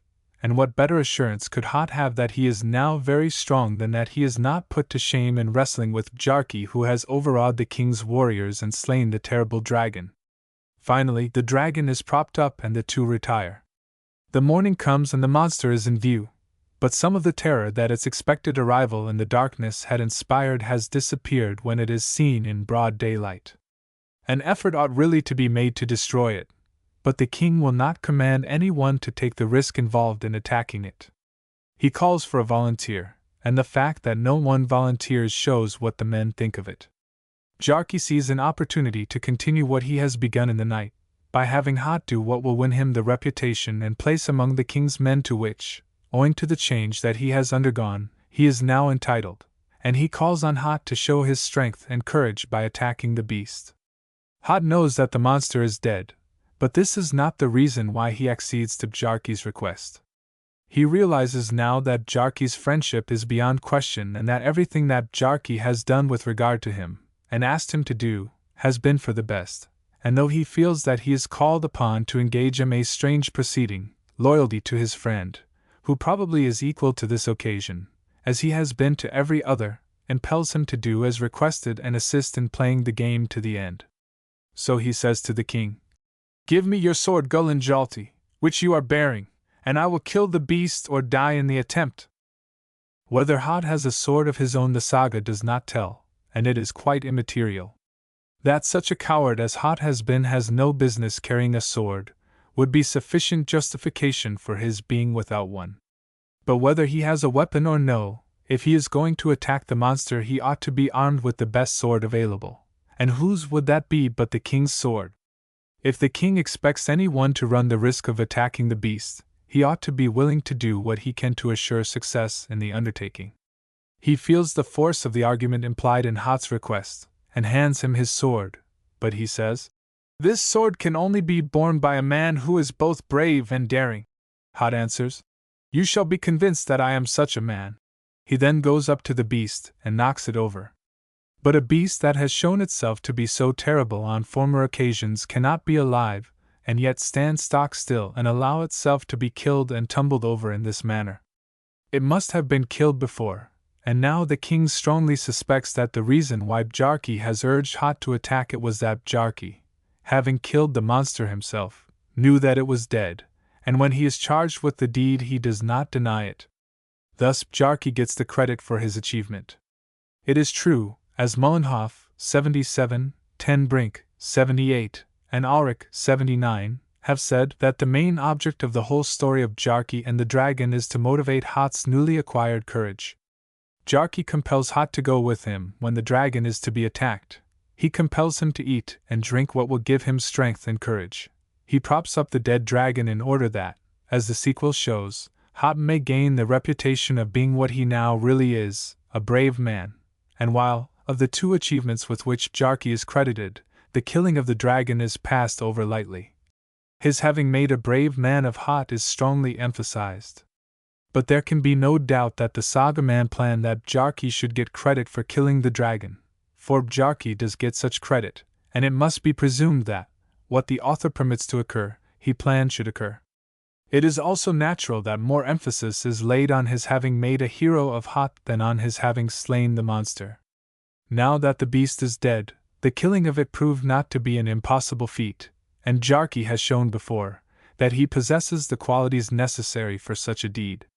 But that he possesses the ability to make a hero out of the miserable, cowardly wretch, Hot, is a revelation of a new and uncommon power. He has not only dispatched the king's most dangerous foe, he has added another brave man to the number of the king's retainers. This naturally attracts the king's particular attention, and he gives Bjarki special credit for the achievement. But when Bjarki is known to have killed the beast, what becomes of Hot's display of bravery, or even the appearance of bravery? His whole demeanor, from the moment he accedes to Bjarki's request to attack the beast, reveals the change in his nature. But the proof of this change consists, not in knocking over the dragon, but in his ability to wield the sword which the king himself says can only be borne by a man who is both brave and daring. This must be conclusive proof to the king and to all present. It is not accidental that it is the king's sword that Hot uses and that it is the king himself who makes the remark about it which he does. The king, above all men, must be convinced of Hot's bravery, and in view of the manner in which Hot's bravery is displayed, the king must, indeed, be satisfied with the proof. Thus this purpose of the scene is also accomplished. Nor has the saga man devised an artificial method of testing strength and courage. It is quite in harmony with folklore. That a strength-giving drink enables one to wield a sword that an ordinary mortal cannot handle, is a motive employed in a number of fairy tales. It occurs, for instance, in Soria Moria Castle, one of the best-known Norse fairy tales. It is told that Halvor, a typical good-for-nothing fellow and groveler in the ashes, has arrived at a castle inhabited by a princess and a three-headed troll. The princess warns Halvor to beware of the monster, but he decides to await the troll's arrival. Halvor is hungry and asks for meat to eat. When Halvor had eaten his fill, the princess told him to try if he could brandish the sword that hung against the wall. No, he couldn't brandish it. He couldn't even lift it up. Oh, said the princess, now you must go and take a pull of that flask that hangs by its side. That's what the troll does every time he goes out to use the sword. So Halvor took a pull, and in a twinkling of an eye he could brandish the sword like anything. 80 It is apparent, therefore, that the saga man intend Hot's ability to wield the king's sword to constitute the proof of his bravery. Thus the author's third purpose is accomplished, and the king rewards Hot not in spite of the deception that been practiced and revealed, but on account of his bravery, which been proved. 81. In Saxon, Hjalti has no other name than Hjalto. In the Hrólfs Saga he first has the name Hot, and this is changed to Hjalti. The appropriate time for changing it is, as has been said, when his change of nature becomes apparent, and his new name is most fittingly derived from the deed by which he manifests that he has become a different man from what he was. Hjalti means hilt, hence, he must get his name from a hilt, but it should come from the hilt of a sword connected with his display of courage, and this is the king's sword. It is a fine conception that, as Hjalti gets his new name from his ability to wield the wonderful sword of the king, his name is a constant reminder of his bravery. But the name of the king's sword is Skofnung, hence, as the word has no suggestion of hilt in it, it is not available in this connection. The form, Hjalti, must appear in some way to suggest the name, and since the name is to come from the king's sword, the word Hjalti must be used in connection with it. But what kind of hilt would the king's sword naturally have? A golden hilt, of course. So far as the words are concerned. Iron hilt, brass hilt, or silver hilt would have served the purpose just as well, had it been appropriate to use any of these terms. But the king's sword must have a golden hilt. Hence, Hot says to the king, "Give me your sword Gulin Hjalti, which you are bearing, and I will kill the beast." And after the king is convinced of Hot's bravery, he says, "And now I wish him called Hot no longer, he shall from this day be named Hjalti, thou shalt be called after the sword Gulin Hjalti." Thus Hjalti gets his name from the king's sword, and this, again, is proof that it is by wielding the king's sword that Hjalti displays his courage. That Gulin Hjalti is written as one word and capitalized may be a late development, and signify no more than the modern treatment by some writers of Gjalden hilt, i.e., writing it, Gilden hilt, in Beowulf. Even if we assume that the original author of the word intended Gulin Hjalti as a proper noun and the name of the king's sword, it does not necessarily conflict with the idea that the name of the king's sword is Skofnung. Gulin Hjalti would then be a by-name, a pet name, for Skofnung, derived from its golden hilt. It can hardly be presumed that when the saga man in this connection calls the king's sword Gulin Hjalti, he has for the moment forgotten that the name of Hrólf's famous sword is Skofnung. Nor is it in conflict with the description of Skofnung that Gulin Hjalti is given a supernatural quality. Skofnung also has a supernatural quality. It is Skofnung's nature to utter a loud sound whenever it reaches the bone. 82. That two swords in two widely separated compositions are identical requires more proof than that the term golden hilt is used in connection with both of them, and in the two compositions in question there is nothing else than this term, and the peculiarity of the one sword that it can be wielded only by a man of unusual strength, of the other that it can be wielded only by a brave man, on which to base an identity. The fact of the matter is that it is the requirement of the plot that has supplied both the name and the unusual quality of the sword Gulin Hjalti in the Hrólfs Saga. Other requirements would have produced other results. But since such stress has been laid on the similarity between Gjalden hilt, Beowulf, and Gulin Hjalti, Hrólfs Saga, in the attempt to identify both Bjarki with Beowulf, let us turn our attention, before proceeding further, to the portion of Beowulf where the term Gjalden hilt occurs. The text shows clearly that the author of Beowulf did not intend Gjalden hilt as a proper noun. He never uses the word hilt in connection with the weapon in question to designate the sword as a whole. Hilt, both as a simple word and in compounds, is used only to designate the handle of the sword. The following terms are used for the sword as a whole: bill, 83, sword, 84, weapon, 85, mail, 86, Irene assist, 87. The word hilt is used 7 times. Sarrazin says, Es ist bemerkenswert, das bei jenem Schwert, auch als nach Vollständig die Unversert war, regelmäßig die Hills, der Griff, hilt, hervorgehoben word, LL 1563, 1574, 1614, 1668, 1677, 1687, 1698. 88. But the statements. He giefing a with Macron Fettelhilt. 89. Wapen half an aid heard be Hiltum. 90. contain the only two instances in which the hilt is mentioned before the blade melted. It is quite natural for the author to say, "He then seized the belted hilt, the strong man raised the sword by the hilt." For the hilt is the part of the weapon that is intended to be held in the hand when a sword is to be used. It is hardly correct to say that the hilt is here emphasized. Any nam he and m wickham, wedgergita liad, ma with macron amada ma, he armanage gasia, butan one haflan on a with macron hilt somad, since phage, swiord gemelt. 91. Hilt does not here mean sword, because swiord gemelt, and nothing but the hilt was left to be taken away. The same applies to hilt in the statement, "Ict hilt anan fiandum et ferid." 92. A with macron ways jalden hilt game lumrins, harum hild frumen, on hand jifen, enta erjuiork. 93. In this passage, hilt cannot refer to the whole sword, because the blade had melted, only the hilt remained. To say that the hilt was given to the king was proper, for, making allowance, of course, for the fictional nature of the whole story, it was literally true.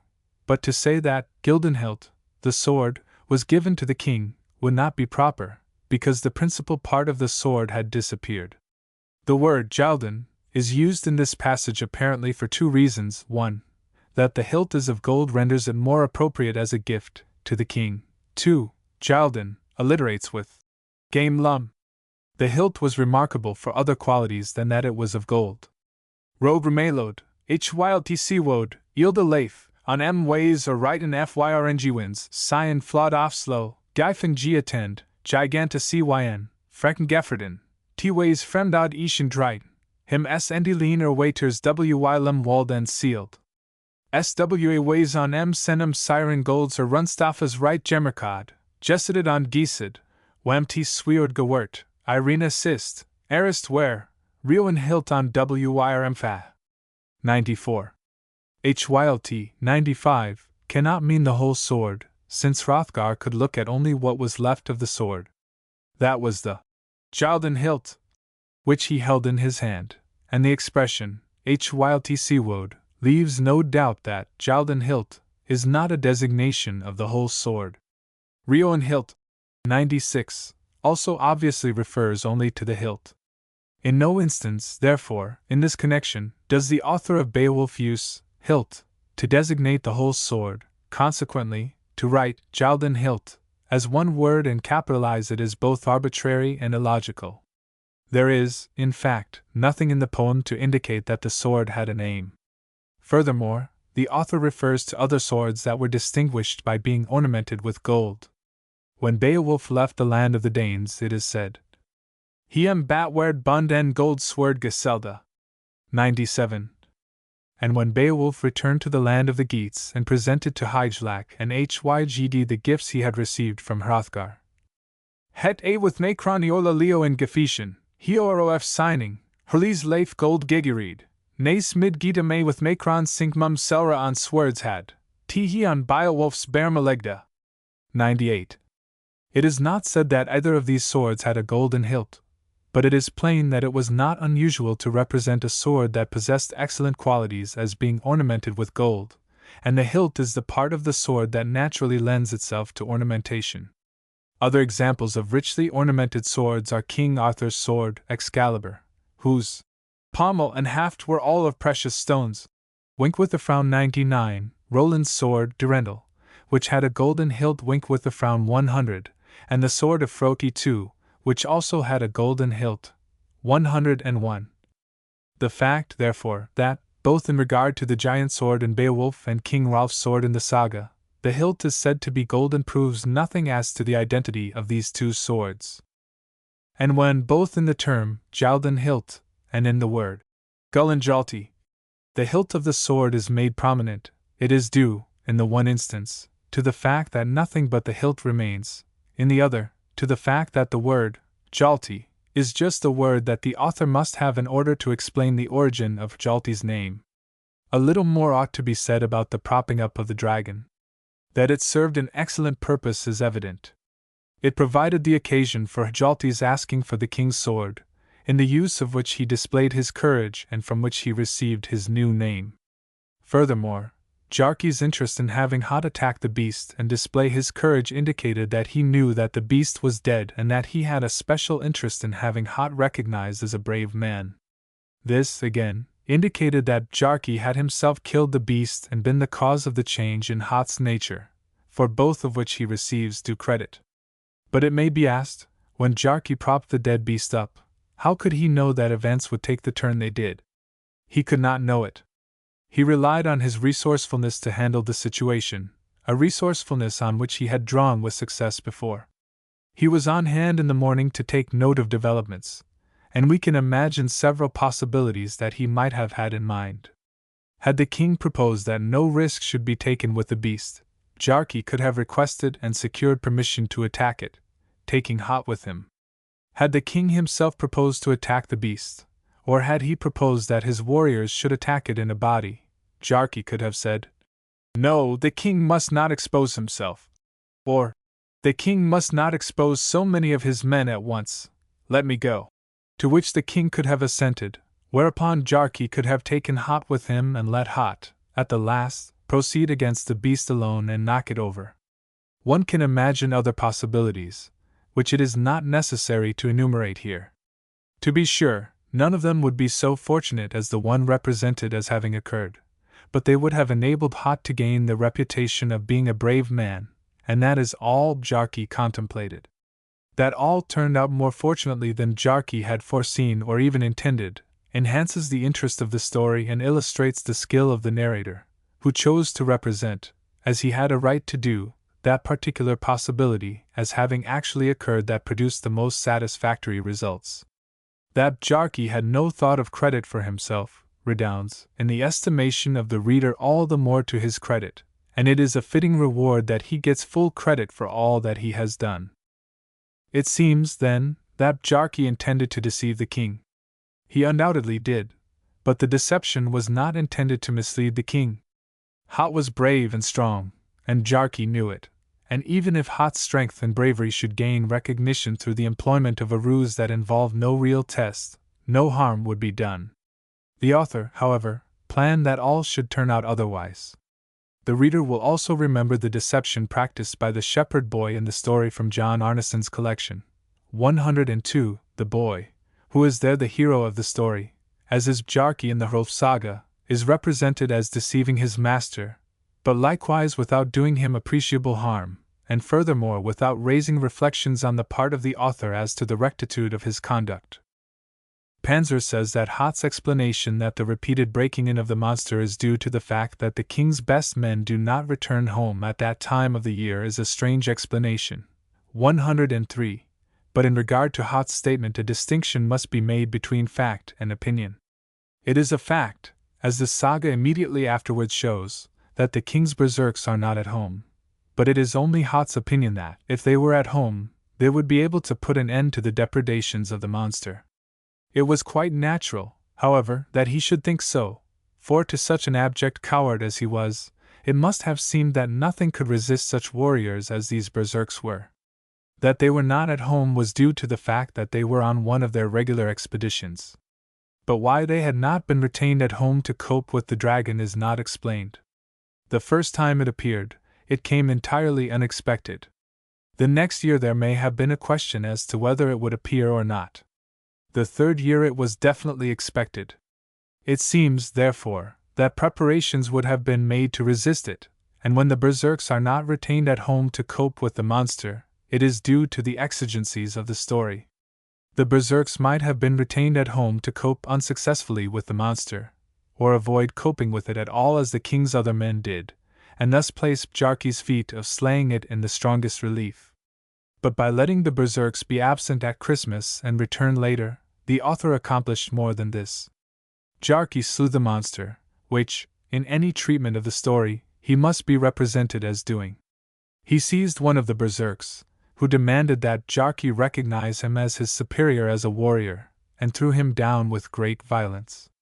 This was a more spectacular method of showing superiority to the berserks than merely doing what they dared not attempt to do, or could not do. But it is especially in the treatment of Hot, that skillful manipulation of the story is displayed in having the berserks return home and resume their boastful manner, after Hot has become strong and daring. Compared with the king's best warriors, it is still a question as to how strong and brave Hot now is. The question is answered when he is requested to admit his inferiority to the berserks, for he seizes the one who confronts him and treats him as Bjarki is treating one of the others. Thus, in the presence of King Hrólf and the court, Hot displays his superiority to the doughtiest of the king's famous warriors. Finally, poetic justice is also achieved, for the very men who had made fun of Hot and thrown bones at him are now compelled to recognize that he is the master of them all. Panzer sees a deeper meaning than evidently is intended in the statement that, as Bjarki was about to attack the dragon, his sword stuck fast in the scabbard.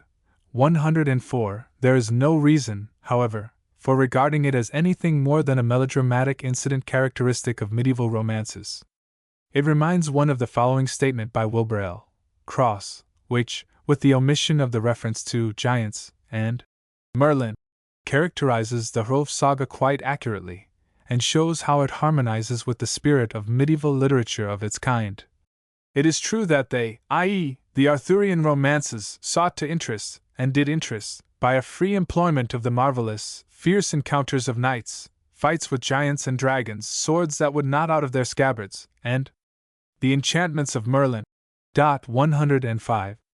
The stories in the Bjarkarímur of Bjarki's slaying the wolf and Hjalti's slaying the bear. But what is the relation of this story to the corresponding stories in the Bjarkarímur? The stories in the Rimur are as follows.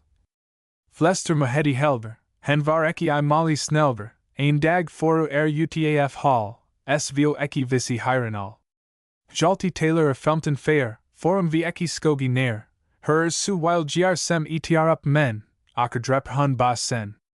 Ilgrin Hljop Yor Einem Run, Oberlig Mi Gap and a Mun, Hormilik Var Halta Vir, A Anum Scaf by Legr Ogi Lir.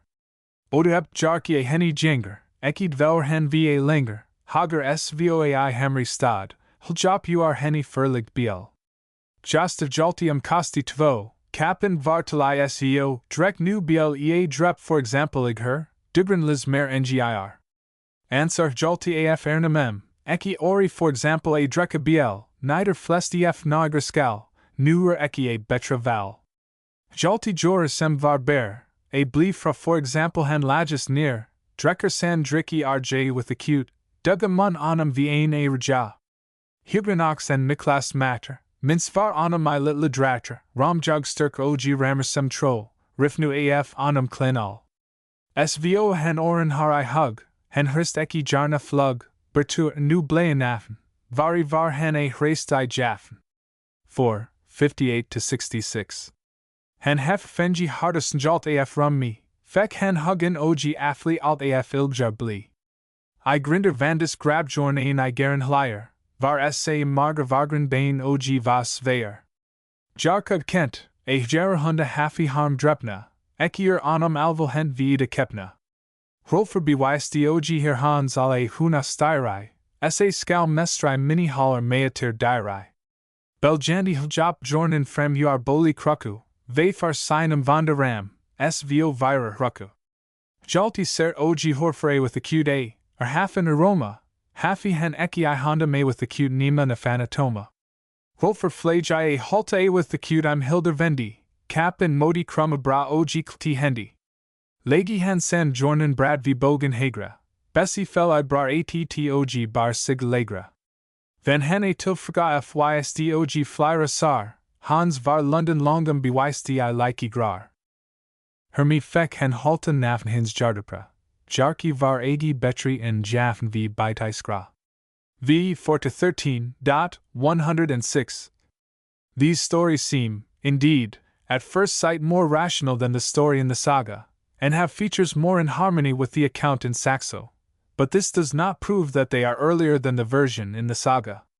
In the first place, by introducing two animals, where the other versions have only one, the author of the Rimur has broken the unity of the story, a feature in which the story in the Hrólfs Saga remains intact and as a consequence is nearer to the primitive form of the story as we find it in Saxo. In the second place, the author of the Rimur made precisely the changes that were necessary to remove the most irrational features of the story as we find it in the Hrólfs Saga. The troll dragon, which is an unusual creature, has been supplanted by the more conventional creatures, a wolf and a bear, and by the employment of two animals, the necessity of causing a dead animal to be propped up and be apparently killed again is avoided. Consistency in the treatment of Bjarki as the descendant of a bear is also observed to the extent that he is said to kill a wolf, not a bear. But this consistency has begun to fade and suffer to the extent that Bjarki accompanies Hrólf on a bear hunt. It is probable, however, that consistency in the treatment of Bjarki in this respect is not contemplated, but that when he is said to kill a wolf it is only that the larger and more dangerous animal may be reserved as the one on which Hjalti is to show his strength and courage, and in order that an animal worthy of the king's attention may be reserved for the royal hunt. To eat wolf meat in order to gain strength has just as good warrant in Old Norse literature as to drink the blood of a bear. Wink with a frown. 107. This, in so far, justifies the introduction in the Rimur of the wolf. But when Hjalti is made to drink the blood of the wolf, it seems to be another instance of the author's keeping in mind the version of the story in the Hrólfs Saga, where Hjalti drinks the blood of the dragon. It is not necessary to go to Saxo's version for this. It is said in the Rimur. One day they, Bjarki and Hjalti, went out of the hall, so that the king's men did not know of it. Why did they go out of the hall so that the king's men did not know of it? No reason is assigned, the deed is unmotivated. It seems to be a mere harking back to the statement in the Hrólfs Saga, 108, that the two men left the hall secretly. But in the saga there is a reason for their leaving the hall secretly. The king has forbidden his men to leave the hall and expose themselves to attack.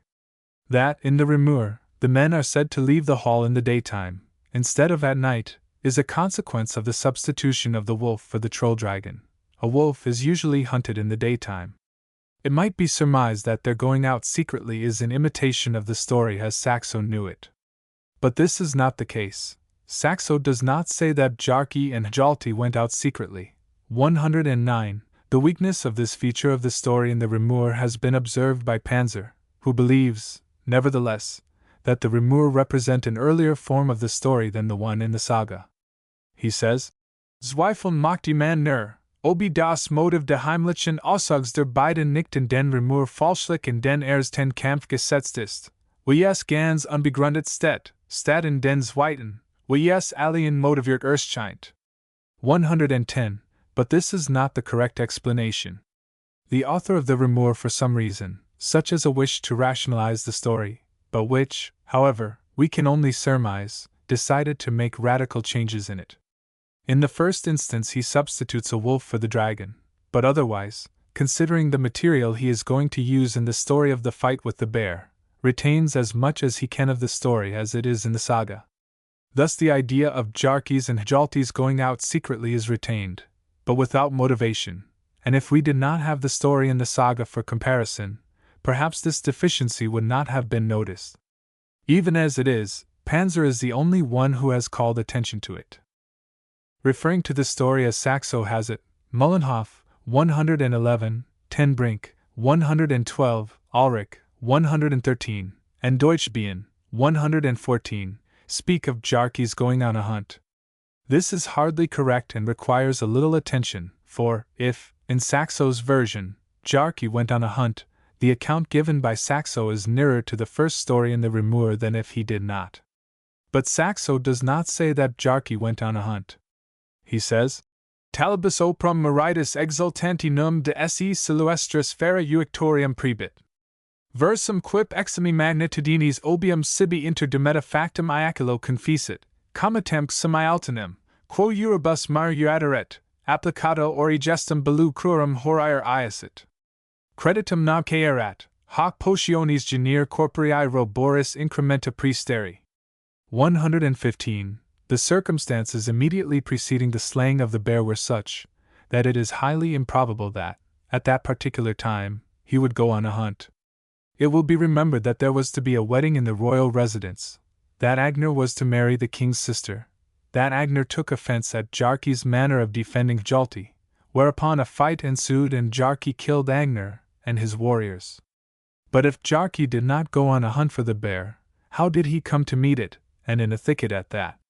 The lack of more details, the lack of motivation for going on a hunt in the midst of, or immediately following, the stirring events just mentioned, and utter lack of connection with what precedes, show that Saxo, who, with this story, begins to set the stage, so to speak, for the last grand act of King Hrólf's life, concluded to insert it at this juncture as the most appropriate and effective place he had for it, and then to add a touch of realism and supply a retreat where the bear would be unobserved by the men, and unwarned of their approach, until they were close upon it, said that Bjarki met it in a thicket.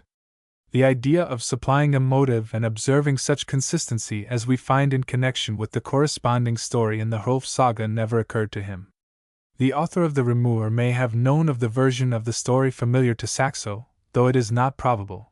But the point here is that he is not following this version when he represents Bjarki as having slain an animal for which he has presumably, though the Rimur do not make the matter clear, gone on a hunt.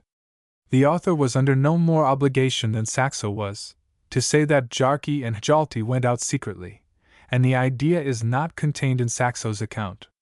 But the author of the Rimur, observing what pains the author of the saga took to motivate the going out secretly, felt that this feature of the story was so important that it must be retained, and so he retained it without motivation. In Saxo, Hjalti shows no fear when the bear is met, and he does not refuse to drink the animal's blood. But in the Rimur there is the same kind of fear as in the saga. In the saga, however, the author has found an excellent setting for Hjalti's fear. It is beyond improvement, while the ferocity of the man-eating wolf in the Rimur is stretched to the utmost limit in order to preserve the spirit of the heroic. Furthermore, when Hjalti had drunk of the blood of the wolf, he had courage enough for fighting with one man. How did the author know that he had just courage enough for fighting with one man? According to the next statement, namely, his courage increased, his strength waxed, he became very strong, mighty as a troll, all his clothes burst open. He seemed, in fact, to have gained strength enough for fighting with several men. Again, he was equal to Bolvar in courage. How did the author know it? He knew it from the version of the story in the saga, where it is said that Hjalti had wrestled long with Bolvar, and, thus having tried his strength on Bolvar, told him, "Nor shall I be afraid of you henceforth." The saga does not say that Hjalti had courage enough for fighting with one man, or he was equal to Bolvar in courage. These statements are deductions that the author of the Rimur made from the story in the saga, in the light of subsequent events. In the Rimur, it is said that Hjalti became very strong, mighty as a troll, all his clothes burst open. Why or whence this reference to a troll? Another harking back to the Hrólfs Saga, another deduction made from the story in the saga. The saga does not say that Hot acquired any of the characteristics of a troll. He is given the desired strength without any reference to the strength of a troll. But when the Rimurs say that he became mighty as a troll, it amounts to saying, Hjalti is no longer represented as having drunk the blood of a troll and eaten some of its heart, as is the case in the Hrólfs Saga, but let it be understood, nevertheless, that the strength he has acquired is no less than that of a troll. The troll dragon has been eliminated, but so great, in the Rimur, has the strength of Hjalti become that it now equals that of the very monster, the troll, which, in the saga, he feared to such an extent that it rendered him pitiable in the extreme. Here again the author of the Rimur inserted an element that is wholly foreign to his story and unsuggested by it, but that is suggested by the saga, and that he probably never would have thought of, had he not known of the version of the story that is contained in the saga. Furthermore, the Rimur say, the folds at Hlidagard were attacked by a grey bear. Many such beasts were there far and wide thereabout. Bjarki was told that it had killed the herdsman's dogs. It was not much use to contending with men.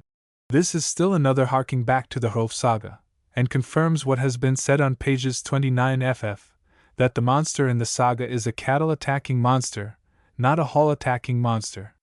The folds were attacked, it had killed the herdsman's dogs. It was not much use to contending with men. The fact that dogs are here said to be killed, but not in the saga, need hardly be mentioned. The idea of dogs is easily associated with that of cattle, especially when, as here the dogs are herdsmen's dogs. Again, we notice the statement in the Rimur that Hrólfr tossed of Hjalti his sword. Has he been informed since the slaying of the wolf that Hjalti is now a courageous man? Perhaps, but nothing is said about it in the Rimur. Since Bjarki took pains to go on the wolf hunt secretly, and since we are not informed that what occurred on that hunt has become known or that it has become known that Hjalti is now a courageous man, the presumption is that the king does not know it, and we are surprised at his unmotivated action in treating Hjalti in this unexpected manner. And if Hjalti is now known to be such a hero that Hrólfr feels warranted in placing reliance on him to the extent that he tosses him his sword at this critical juncture, why has Hjalti taken part in the hunt with nothing in his hands? In the saga it is not said that Hjalti has nothing in his hands. His motive in asking for the king's sword has no connection with whether he has anything in his hands or not. 116. But the author of the Rimur, having apparently missed the point in the saga, assumes that, when Hjalti asks for the king's sword, it is because he has no weapon of his own. Hence, without realizing, apparently, the anomalous situation in which he places Hjalti, who is now strong and courageous, he represents him as taking part in the bear hunt empty-handed, though there is no indication that Hjalti thinks that he can cope with the animal without a weapon. In the Hrólfs Saga, it is said that Bjarki killed the dragon by plunging his sword under its shoulder. In the Rimur, it is said that Hjalti killed a bear by plunging his sword into its right shoulder. This is another harking back to the Hrólfs Saga. Hjalti has now become as courageous as Bjarki. He kills a live animal, instead of knocking over a dead one, and he kills it in just the same way that Bjarki killed the dragon. It cannot be assumed that the author of the Rimur and the author of the saga employed this manner of dispatching the animal without any knowledge on the part of the one as to what was contained in the account of the other. In fact, it is taken for granted by all writers on the subject that the later account is an altered version of the earlier account. Hence, either this episode in the Rimur is modeled after that in the saga, and Hjalti is made to kill the bear in the same way that Bjarki killed the dragon, or the episode in the saga is modeled after that in the Rimur, and Bjarki is made to kill the dragon in the same way that Hjalti killed the bear. Is there any doubt as to what has occurred? The former is natural and to be expected, and is probably what has taken place, because 1. In all the versions of the story Hjalti is represented as having undergone a change that has caused him to become very much like Bjarki. Equal to Bjarki, as it is stated in the Rimur, where he is represented as having killed a ferocious beast in the same manner that Bjarki, in the saga, killed a winged monster. 2. It was not unusual to represent dragons as having been killed by being pierced under the shoulder. 117. Since a dragon had to be pierced where its scales did not prevent the entrance of a weapon into its body. 3. Since there is no special reason why a bear, which is vulnerable in all parts of the body, should be represented as being pierced through the shoulder, the manner in which Hjalti is said to have killed the bear is evidently another unmotivated incident in the Rimur that is imitated from a motivated incident in the saga. What the author of the Rimur has done to give the story the form in which we find it in his composition is quite plain. He noticed that, as the monster in the saga attacked the folds at Hlíðargard, the situation was very much like that at the beginning of the story about Bothvar in the saga, where a bear is said to have attacked the cattle of King Ring, Bothvar's father. 118. But a bear is a real, not an imaginary, animal, and King Ring took a creditable part in the effort to dispatch it. Hence, this story was substituted for the story about the troll dragon and adapted to the circumstances, King Hrólfr himself taking the lead in the hunt, and thus acting in a manner that seemed more to his credit than the way he acted in regard to the monster in the saga.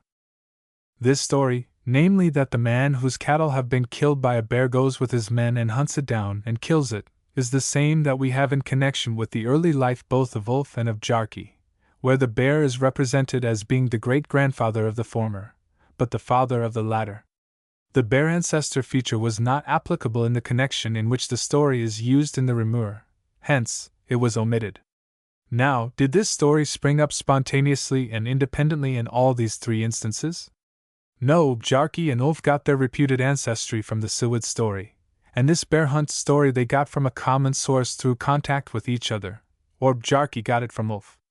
The author of the Rimur, liking it better than the last part of the dragon's story in the saga, as most modern readers also have done, took it from the version contained in the saga of the early life of Bjarki, and used it for letting Hjalti display his courage.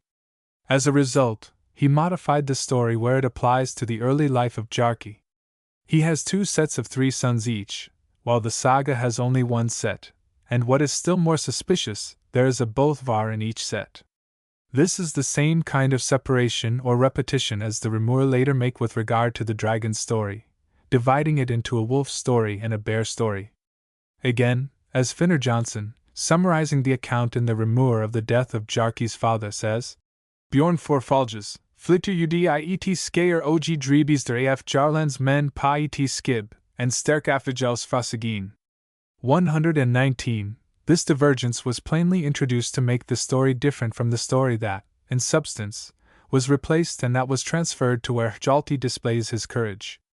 In the saga, Bjarki's mother is called Bera, she-bear, 120, not Hildr, as in the Rimur, and that the name Bera is the earlier of the 2 there can be no doubt.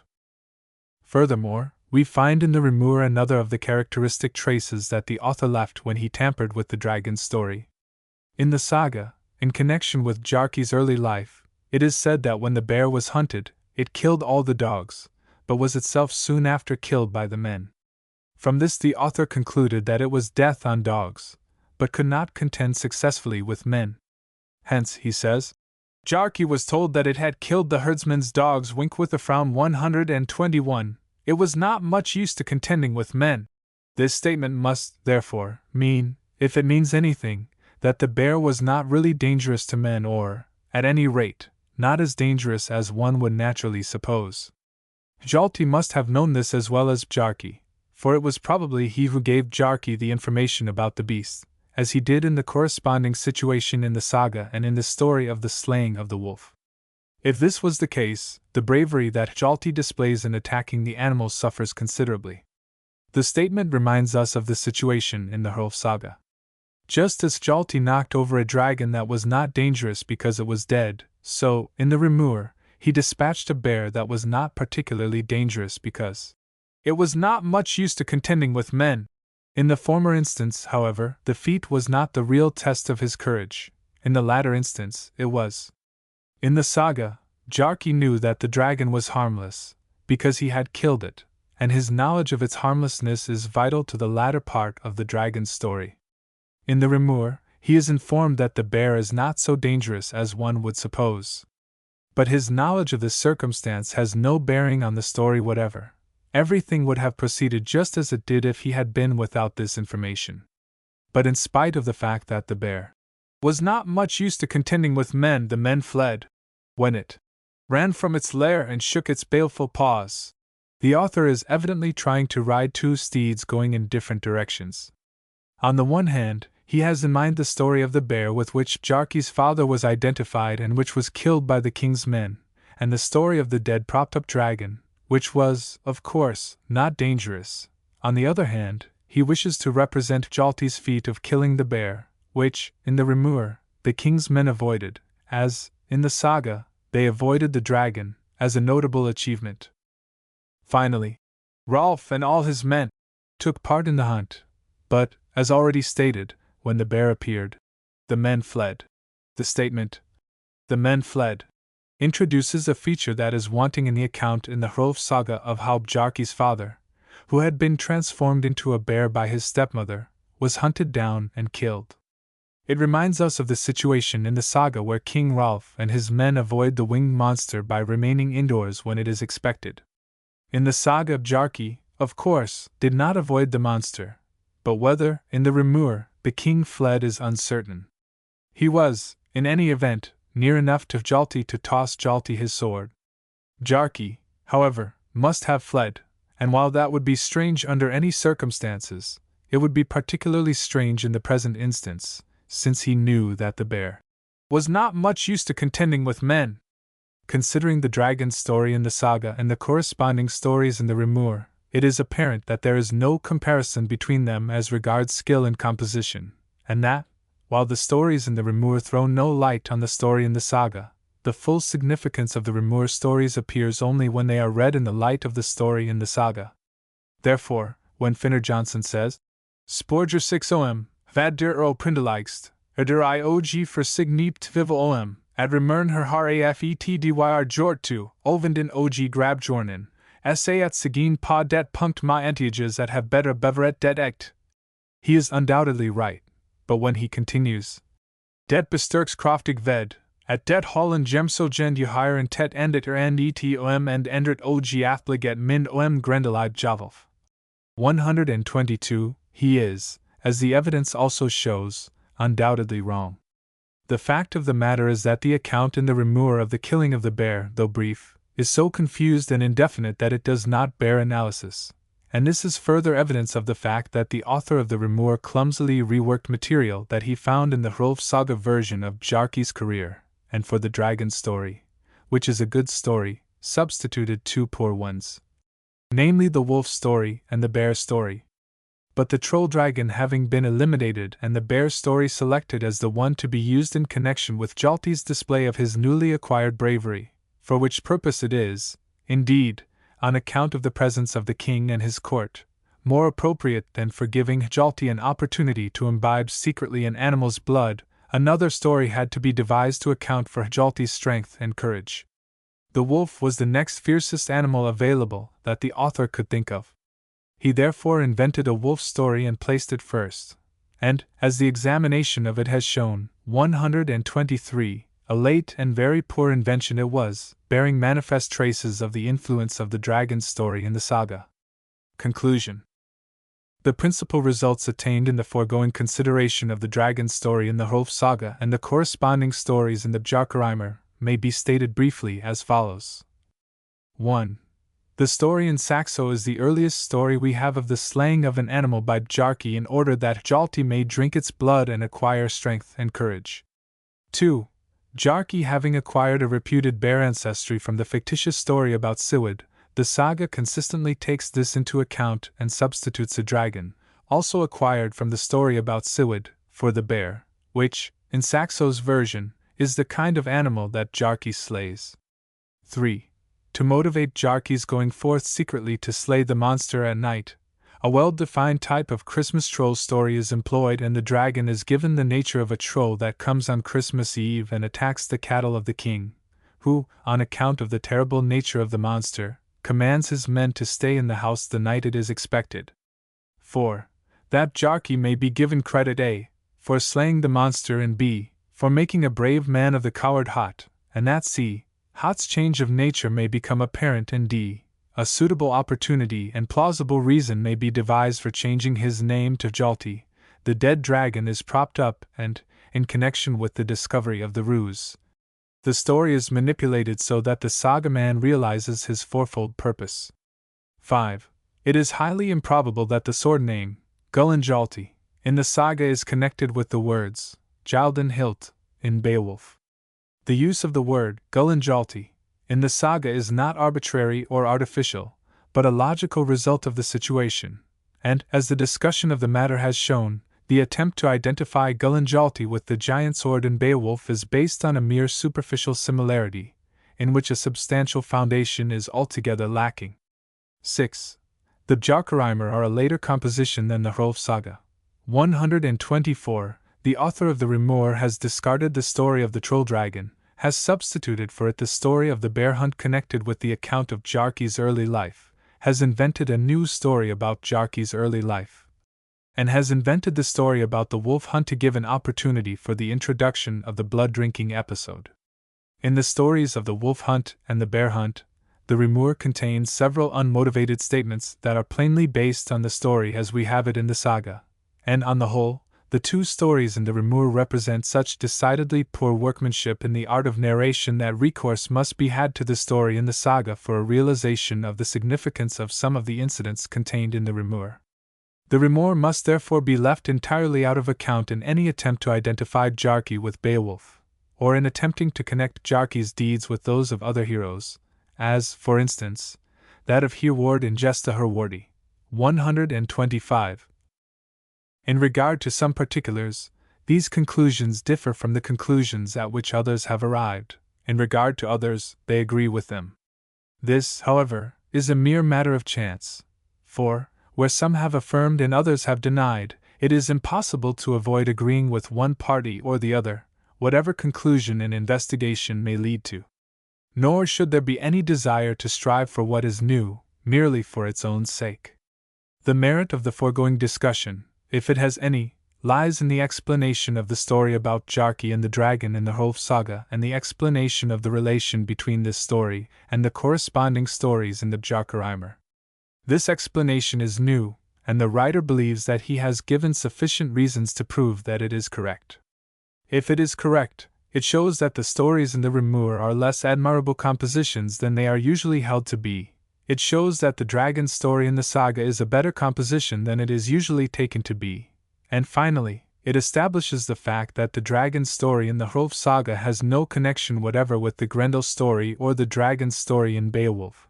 126. 2 Frater.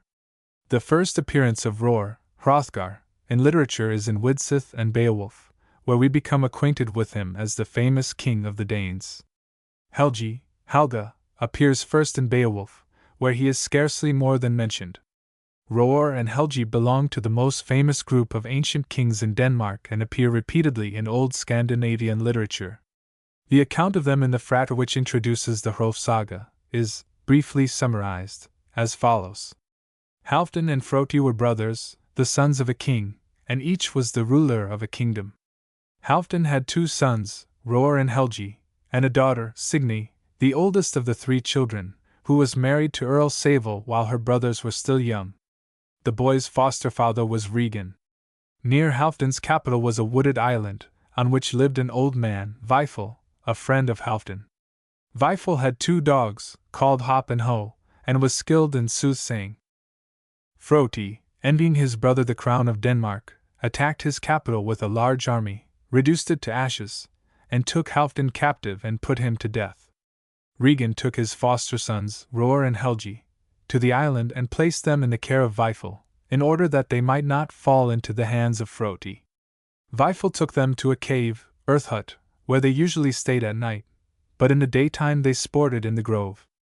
Froti made every effort to locate them and make away with them, calling in witches and wise men from all over the land to tell him where they were, but in vain. Then he called in soothsayers, who told him the boys were not on the mainland, nor far from the court. The king mentioned Weifel's island, and they told him to look for the boys there. Twice he sent men to search for them, but the men failed to find them. Then the king went himself. Weifel, who knew the king was coming, met him on the strand as if by chance, pretending to be looking after his sheep, and when the king bade his men seize Weifel, the old man said, "Do not detain me, or the wolves will destroy my sheep," and cried out, "Hop and Ho, guard my sheep." The king asked him to whom he was calling. He said, to his dogs. But he had told the boys before that, when he called out the names of his dogs, they should hide in the cave. The king failed to find the boys and returned, but Weifel told the boys that it was not safe for them to remain on the island and sent them to their brother-in-law, Savel, saying that they would some day be famous, unless, perchance, something prevented it. Hrólfr was now 12 years old, and Helgi 10. The boys returned to Savel, but, calling themselves Ronnie and Hammer, did not tell him who they were, and as they always wore masks, their identity remained unknown to him. Froti invited Savel to a feast. Hrólfr and Helgi expressed a wish to join him, but Savel commanded them to remain at home. Nevertheless, when Savel and his retinue had started off, Helgi got an untamed colt, and mounting it with his face toward the horse's tail, set out, acting all the while very foolishly. Hrólfr also mounted a colt, and joined him, and the 2 overtook the company. They galloped back and forth beside Savel's retinue, until finally Helgi's mask fell off, and then Signy recognized him. She began to weep, and when Savel asked her the cause of her distress, she informed him of her discovery. Savel tried to get the boys to return home, but though they now were on foot and remained in the rear, they persisted in accompanying him on his visit to Froti. When they arrived at Frothi's, Froti began to hunt for the boys, and bade a witch, who had come to the hall, to try her skill in finding them. She told him that they were in the hall. Then Signy threw her a gold ring, and the witch said that what she had just stated was false. Froti threatened to torture her if she did not tell the truth, and she said that unless he soon prevented it, which he would not do, the boys would be his death. But the boys, terrified, fled to the wood. The king ordered his men to seize them, but Regan put out the lights in the hall, and, in the confusion that followed, those who were friendly to the boys used the opportunity to obstruct those who would pursue them. Froti vowed that he would take vengeance at a more suitable time on those who had assisted the boys, but added, "Let us now drink and feast." And this they did till the men lay in a drunken stupor in a heap on the floor. Regan rode out to where the boys were, but would not return their salutation. In fact, he pretended to be angry. They wondered what this meant, and followed him. Helgi thought that Regan wanted to help them, but without violating his oath to the king. Then Regan said to himself, so that the boys heard it, "If I had a matter to settle with the king, I would burn this grove." They took the hint and started a fire. Sable came out with all his men and bade them aid the boys, and Regan took measures to get all his men and relatives out of the hall. The king awoke from a dream, in which the goddess of the netherworld was summoning him. He discovered the fire, and learning who had set it, offered the boys peace on their own terms, but terms of peace were denied. Froti then retired from the door of the hall, hoping to escape by an underground passage, but at the entrance stood Regan, who blocked his progress, and he returned into the hall and perished in the flames. His wife, Sigrith, now mentioned for the first time, the mother of Roar and Helgi, refused to leave the hall and perished also. The boys thanked their brother-in-law, Sable, and their foster father, Regan, and all the others who had helped them, and gave the men rich gifts. The boys subdued the whole land and seized the late king's possessions, and for a while the time passed without the occurrence of anything worthy of special mention. At this time there was a king by the name of Northri, who ruled over a part of England. Roar often passed long intervals at the court of Northri, supporting him against his enemies and defending his land. Roar married Ogian, the daughter of Northri, shared the royal power with his father-in-law, and after Northri's death succeeded to the throne of Northumberland. Helgi remained at home, and by agreement with Roar, became sole king of Denmark. In Saxo's 7th book, there is another version of the same story. The features in which it chiefly varies from the version in the Hrólfs Saga are as follows. Halfdan's name has become Harold, Roar's and Helgi's names have become Harold and Halfdan, Earl Sable has become Siward, king of Sweden, Signy has become a daughter of Karl, governor of Gotland, and wife of Harold, Frothi's brother. Envy and the quarrelsomeness of Frothi's wife and Harold's wife cause Froti to engage men to murder Harold. Froti tries to avoid suspicion of being the author of the crime, but in vain. The people believe he is guilty. When he seeks the boys of the murdered king, to put them out of the way, their foster parents bind the claws of wolves under the boys' feet and let them run about and fill a neighboring morass and the snow-covered ground with their tracks, whereupon the children of bondwomen are put to death and the children's bodies torn to pieces and strewn about. This is done to give the impression that the boys have been torn to pieces by wolves. Then the boys are concealed in a large hollow oak, where food is brought them under the pretense that they are dogs. Dogs' names are also applied to them. The episode with the witch is present, but other men and women with superhuman power are not introduced. The whereabouts of the boys begins to be brooded about, and Ragnar, their foster father, flees with them to Fian. He is captured and admits that he has the boys in his protection, but he begs the king not to injure them, calls attention to the foulness of doing them harm, and promises, in case they make any disturbance in the kingdom, to report the matter to the king. Froti, whose severity Ragnar thus transforms into mildness, spares the boys, and for many years they live in security. When they are grown up, they go to Sealand.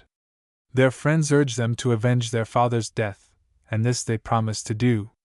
Ragnar, when he hears of this, reports it to the king in accordance with his promise, whereupon the king proceeds against them with an army. In desperation, the boys pretend insanity, and, as it is considered shameful to attack people who are insane, the king again spares them. But in the night the boys set fire to his hall, after having stoned the queen to death, and Froti, having hid himself in a secret underground passage, perishes from the effects of smoke and gas. The boys share the crown, ruling the kingdom by turns. Before proceeding further, it would be well to have a summary of the relations of the Danish kings concerned, up to the last stage of development, the stage with which we are dealing, and this summary is best supplied by quoting the following from Ulrichs_Danmarks Heltedigning Frowny Face 127. Der en foretelling, som bar banets skjoldung sagnin veg til manges gjerder, I vort 100 ikke mindre en pas selv saga fortellingens tid, sagnin det to unge kongesener roar og helga, der mosk jul sig for deres faders morder og tronrainer, farbroderen frode. Men som efter en rik eventyrlig oplevelser på den en lige home og I selv kongsgarden ser legelig til at fulg for hevnen og hev sig på tronen. En stralen begindels på den navikundige kongets mange skabner. Det denne fortellings udspring, 6 nu skal soj. Tidligs forligger den I en norsk saga fra 12 tr. Der Abner Saxes 7 de bog, men smukkester den islandsk Hrólfs Saga. Desuden forligger den kort og kronikidig I den islandsk skjoldungesiga, som later broder morderen hedi ingjold og ikke frode. Med dis kilde en 6 dag kun til det egenlige sagaman zomraid, Norge og Island. I Danmark fortellingen gekent, og Sox og Svend Agesener enigon den lige modsat overlevering, det havden, der slarsen broder frode eller beg sign brodre igel for at vinde herdemet alene. Det ikke rimelight, at den dansk overlevering skulda have dels for vansket, dels tab den mere norsk. Ti fortellingen de forfulgt kongesener sa let at husk som et eventyr og vil vanskelig gai glemmi, nar den forste hort. Ogsa den eld sagenform, Beowulf vedets, kender kampen herdemet mellem havden og frode. Mender den forskel, at den ene konge over den den enden over had bardern, og det mellem dis til folkstammer, striden udkemps. Det signs snares, som frode falden I kampen, flir for skier opfatterste det salids. I havert fald til later sammenhængen nip, at havden kan være falden imid frode. For sa that star denne elds form nærmest ved den senere dansk overlevering, fjernere fra den norsk. Som havdans broder drab fortels hos Sox og Svend Agesen, star det los revet, 6 kan got sige meningslost. Det over ingen episken flydels pa, skjoldungens liv, og der rammer heller ikke havden eller hans nogen moralsk jengeldels. Med god grund under Sox sig over denne livskaben, at den grum drabsman kan du en fredelig diodi I sin alderdom, ti det gansk mod heltediggens en. Forklaringen der har 6 til dels I den eldre sangform, broderkampen opstat af den gamle folkkamp, have had barden law, under for denern, men tillage mod verbristet en episk sammenligning. I naes slekeld af skjoldungeten det et ret gammelt sangmotiv, at horik overfalder og failder roar.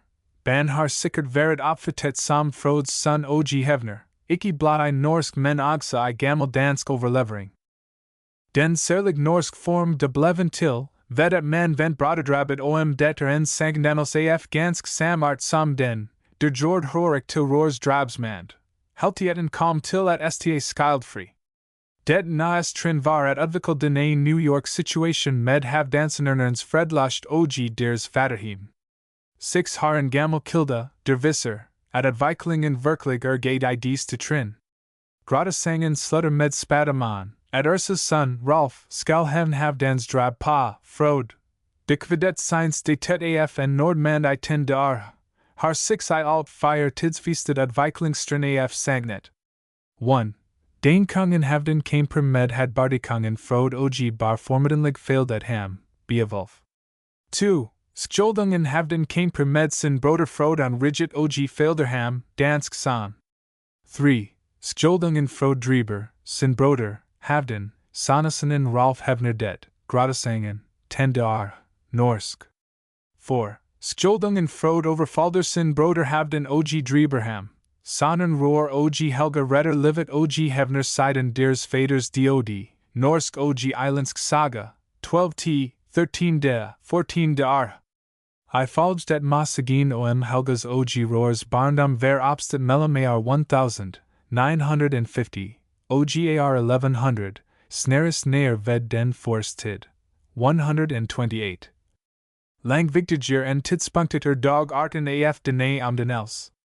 6 star her foran det store skell, der forekommer I heltedigens levnitslab, overgangen for den lus scare af smasane, der slutter sig forklaren og udfejl den omkring kvedin, til sigin, der selvstændig og I lo ben sammenhæng går read for heltins liv.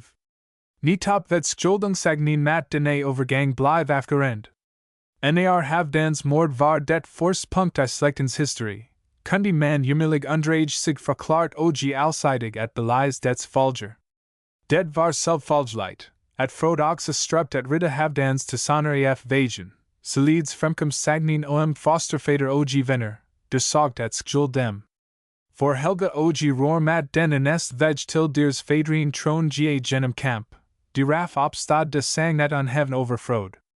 Enkite trek I dene digning bar sagamanden nederligvis hentet for den overlevered rigdom af son.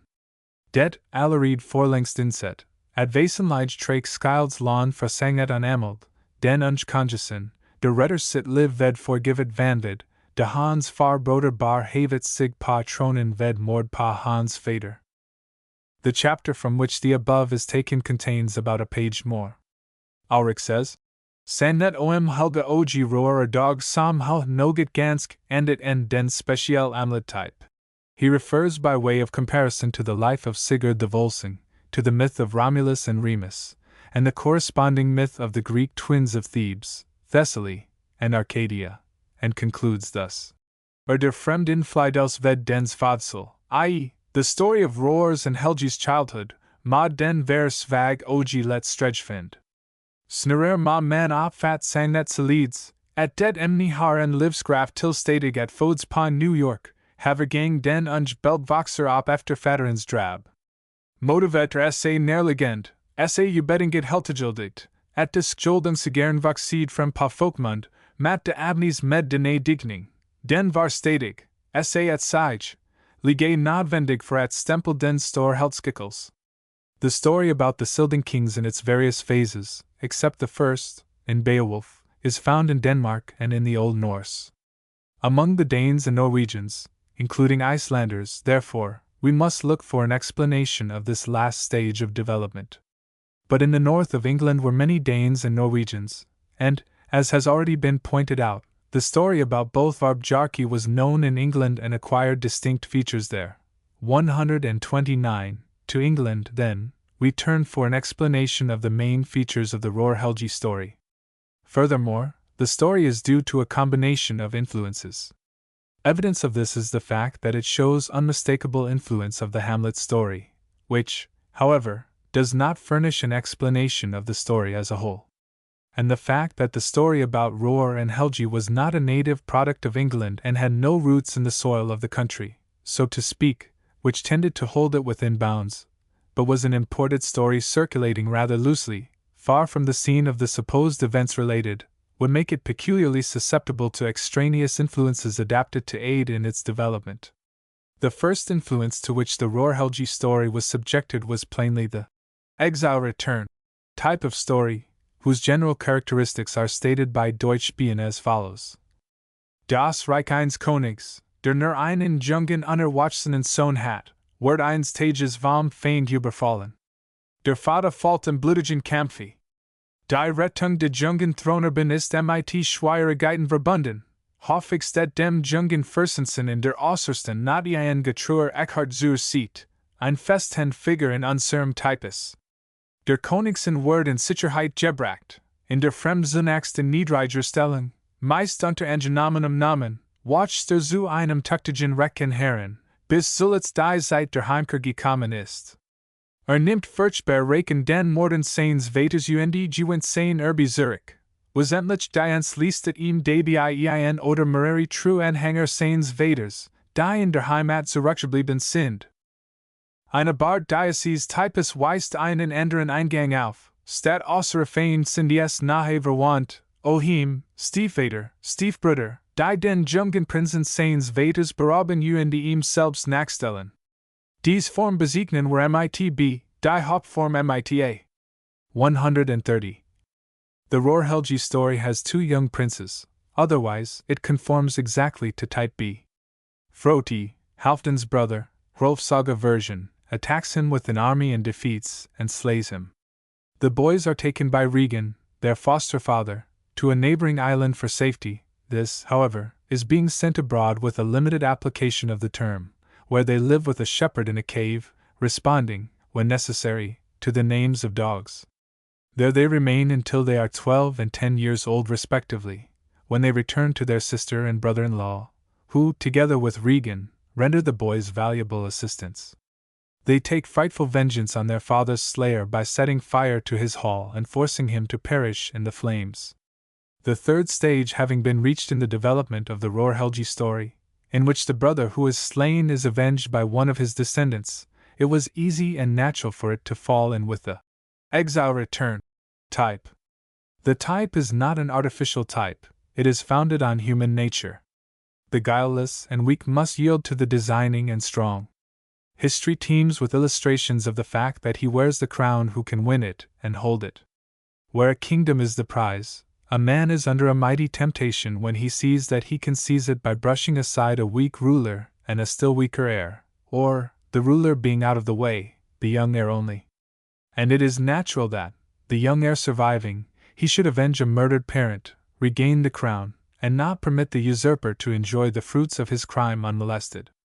Friends each party would also have, actuated, if by nothing else, by self-interest, which is bound up in the success of their chief. What the Hrólfs story in its third stage of development may have been we do not know. We are only told that Ursa's son will avenge Froti's murder of Halfdan. But the story was well prepared for the type it was to assume. That the story was clearly regarded as one of this type is evident from the fact that in Johannes Brahmi's Historia Regis Walde Frodas is the usurper of the throne which by right belongs to Waldef. 131. It is not necessary to repeat the story. It has all the characteristics of the exile return type. As a whole, it has no connection with the Hrólfs story, and it contains the only instance known of the use of Froti outside the story where he originally belongs.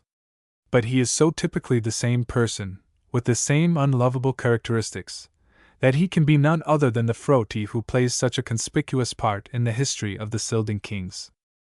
The use of Froti as a typical usurper in the English Waldef story is also a very strong indication that the story in which he has his proper setting was current in England.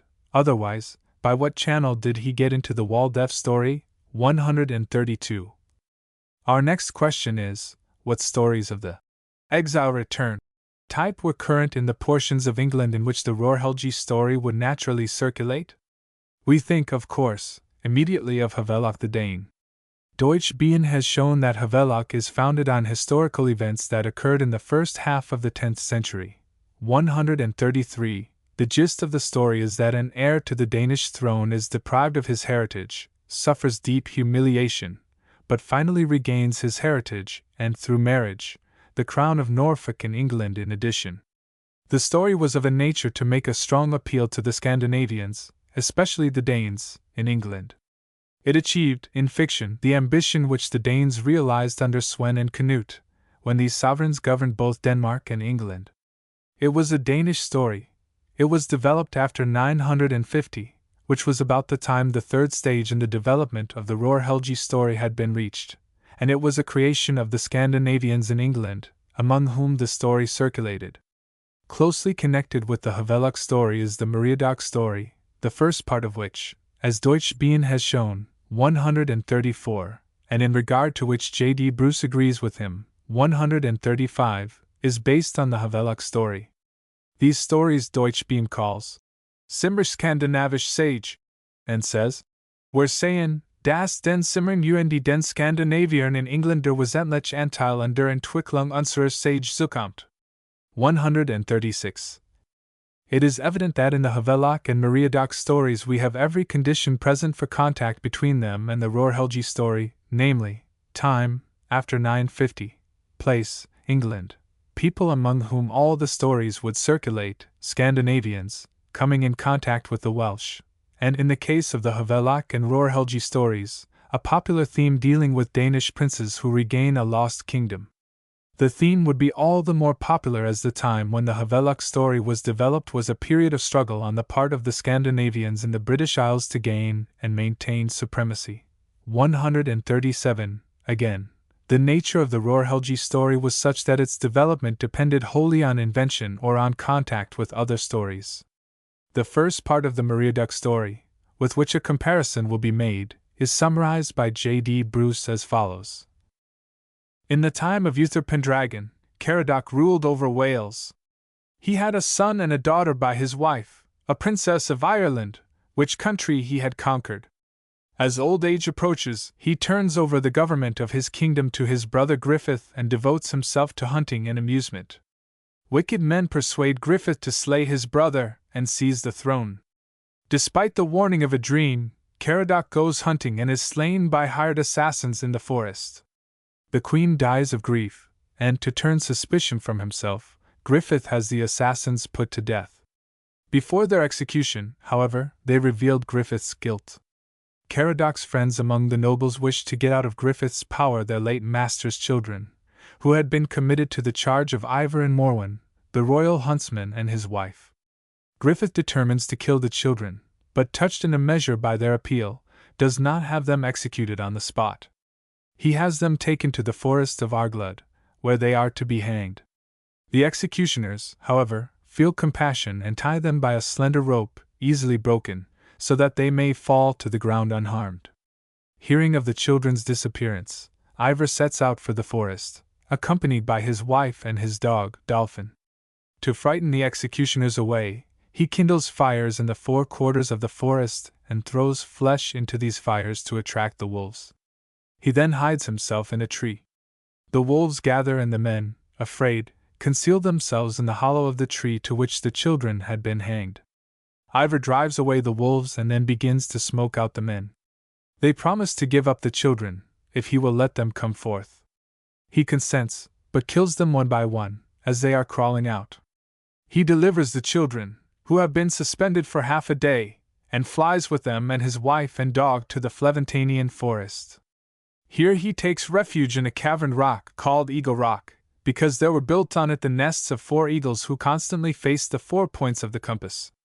How Ivor and his wife struck fire from flint, and the peculiar way in which they cooked their food is described. One day Urien, king of Scotland, passing through the forest, carries off the girl from her companion, Morwen. Similarly Kay, Arthur's seneschal, carries off the boy from Ivor. Morwen goes to Scotland to seek Orwen, the girl, Ivor to Arthur's court to seek Meriadoc, the boy. The day Morwen reached Scotland, Urien and Orwen are to be married. The latter recognizes Morwen in the throng by the wayside and has her brought to the palace. Ivor comes with a dead stag to Arthur's court and offers it to Kay. Meriadoc recognizes his foster father and springs clear over the table to greet him. Kay receives Ivor among his attendants. Kay visits Urien and takes Ivor and Meriadoc with him. Mutual recognitions and rejoicings. Arthur and Urien determine to take vengeance on Griffith, who fortifies himself at Mount Snowdon.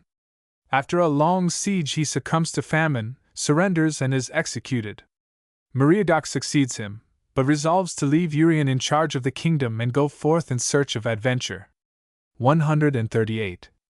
According to Saxo's version of the Hrólfs story, the usurper procures the assassination of his brother and, to avoid suspicion, has the assassins put out of the way. In this the Meriadoc story agrees. In Meriadoc, the queen dies of sorrow. No mention is made of the queen in Saxo's version. In the Hamlet story, the brother slays the king with his own hand, but secretly, to avoid suspicion. He marries the king's widow. In the Hrólfs Saga, the brother attacks the king with an army and slays him. In Havelok, Arthur likewise attacks the king with an army and slays him. 139. The widow is rescued. In the Hrólfs Saga, as appears at the end of the story, the widow is not only rescued, but, as in the Hamlet story, marries the usurper. In Meriadoc, the murdered king's adherents try to rescue the young prince and princess. This feature is common to both the Hrólfs Saga and Saxo's version of the Hrólfs story. In Meriadoc, the usurper gets the children into his power, but being appealed to, saves them for the time being. This feature is found in Saxo's version, where the usurper agrees to spare the children during good behavior. It is lacking in the Hrólfs Saga. In Meriadoc, the usurper plans to have the children hanged in a forest. In Saxo's version, the children having violated the condition on which they are to be spared, the usurper gathers an army to attack them. In the Hrólfs Saga, there is a continuous effort on the part of the usurper to make away with the children.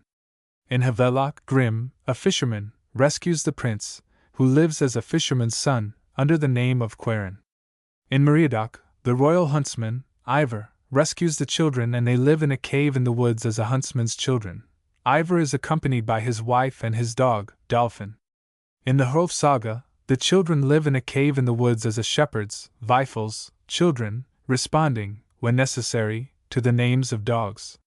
In Saxo's version of the Rorhelgi story, the children are concealed in a hollow tree, food being brought to them under the pretense that they are dogs, and dogs' names are applied to them. In the Hamlet story, the rescue is supplied by the insanity motive, but friends at court are not wanting. There is no insanity in Meriadoc or Havelok, but it is present in the Hrólfs Saga and Saxo's version of the story about the two boys. In the Hrólfs Saga, the boys, especially Helgi, cut crazy capers while on the way with Savil when he goes to Frothi's hall in response to an invitation. Helgi rides horseback with his face to the horse's tail, just as Hamlet does, and the horse is an untamed colt, the idea coming from the fact that, when Hamlet is thus riding, a wolf appears and one of the men, to test his sanity, calls the wolf a colt. It would, indeed, be an untamed colt. In Saxo's version, better use is made of the insanity motive. Pretended insanity is the only resort left the boys to save themselves. In the Hrólfs Saga, it serves no other purpose than to attract attention to the boys and reveal their identity to Signy and Savil. In Havelok, the prince returns home, and with the aid of a faithful friend, Sigar, who has remained at court, the usurper is overthrown and the crown regained. In Meriadoc, Arthur and Urien besiege the usurper, starve him out, and execute him. Meriadoc becomes king. In the Hamlet story, the prince returns from England, whither the usurper has sent him in order to get rid of him, sets fire to the hall in which the usurper's men lie drunk after a feast, and goes to the usurper's chamber, and slays him. Nothing is said about the queen, though the presumption is that she perishes also. In the Hrólfs Saga, the boys, aided by their foster father and brother-in-law, trusty friends, set fire to the hall in which the usurper's men lie drunk after a feast, and the usurper's egress through an underground passage having been blocked, he perishes in the flames. The queen, the boy's mother, refusing to leave the hall, perishes also. In Saxo's version, the boys attack the usurper in his hall and set fire to the building. He hides himself in a secret underground passage and perishes of smoke and gas. It is told of Ivar that when he rescues the children he is accompanied by his dog. Not only that, but the dog's name is given. This looks as if some use is to be made of the dog, otherwise there is no point in the statement that a dog is present, whose name is Dolphin. Bruce says, "It is to be remembered that even this Welsh version, no doubt, passed through the hands of a French romancer before reaching the author of our Latin text." Wink with a frown 140, and there is reason to suspect that this is one of the places where the story has suffered. Both Saxo's version of the Rorhelgi story and the Hrólfs Saga show to what use a dog's name could be put, and this specific reference to the dog in Meriadoc, and the use that might have been made of him in an earlier version of the story, arouse a strong suspicion that here is the source of the suggestion of using dogs' names in the Rorhelgi story to aid in saving the boys. Even if no such use was ever made of the dog in the Meriadoc story, such specific reference to him is in itself very suggestive. That the Rorhelgi story employs two dogs' names is, of course, due to the fact that there are two boys to which they are to be applied, although, so far as the plot is concerned, the matter could have been managed with the use of one dog's name, and the fact that the dogs' names, in the Hrólfs Saga, are Hop and Ho, and that the boys' later assumed names are Ronnie and Hammer, is due to a desire to preserve the initial letter, H, of their names, which is in accordance with Silding nomenclature. 141. Furthermore, in the Hrólfs Saga it is said that Vifil concealed the boys in a cave in the woods. Likewise, in Meriadoc, Ivar concealed the boy and the girl in a cave in the forest. But in Saxo's version of the Hrólfs story, the boys are concealed in a hollow tree. This also must be an adaptation from Meriadoc.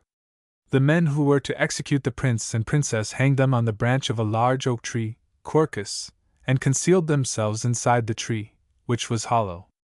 Ivar, in an attempt to rescue the children, quatuor igitur ingentes phocos e quatuor partibus ipsius saltus accendit, accensis plurimus quas sicum atulerat carnes passum iniescit illisemc ursinum cum coniuge et cane ascendens delatut.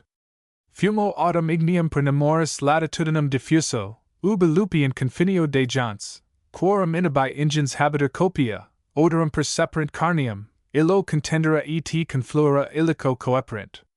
142. Here we have the idea of a hollow oak with people in it, wolves in the vicinity, and children at hand who have been hanged, and therefore presumably dead. Had the cord broken by which they were hanged, they would certainly have been torn to pieces by the wolves.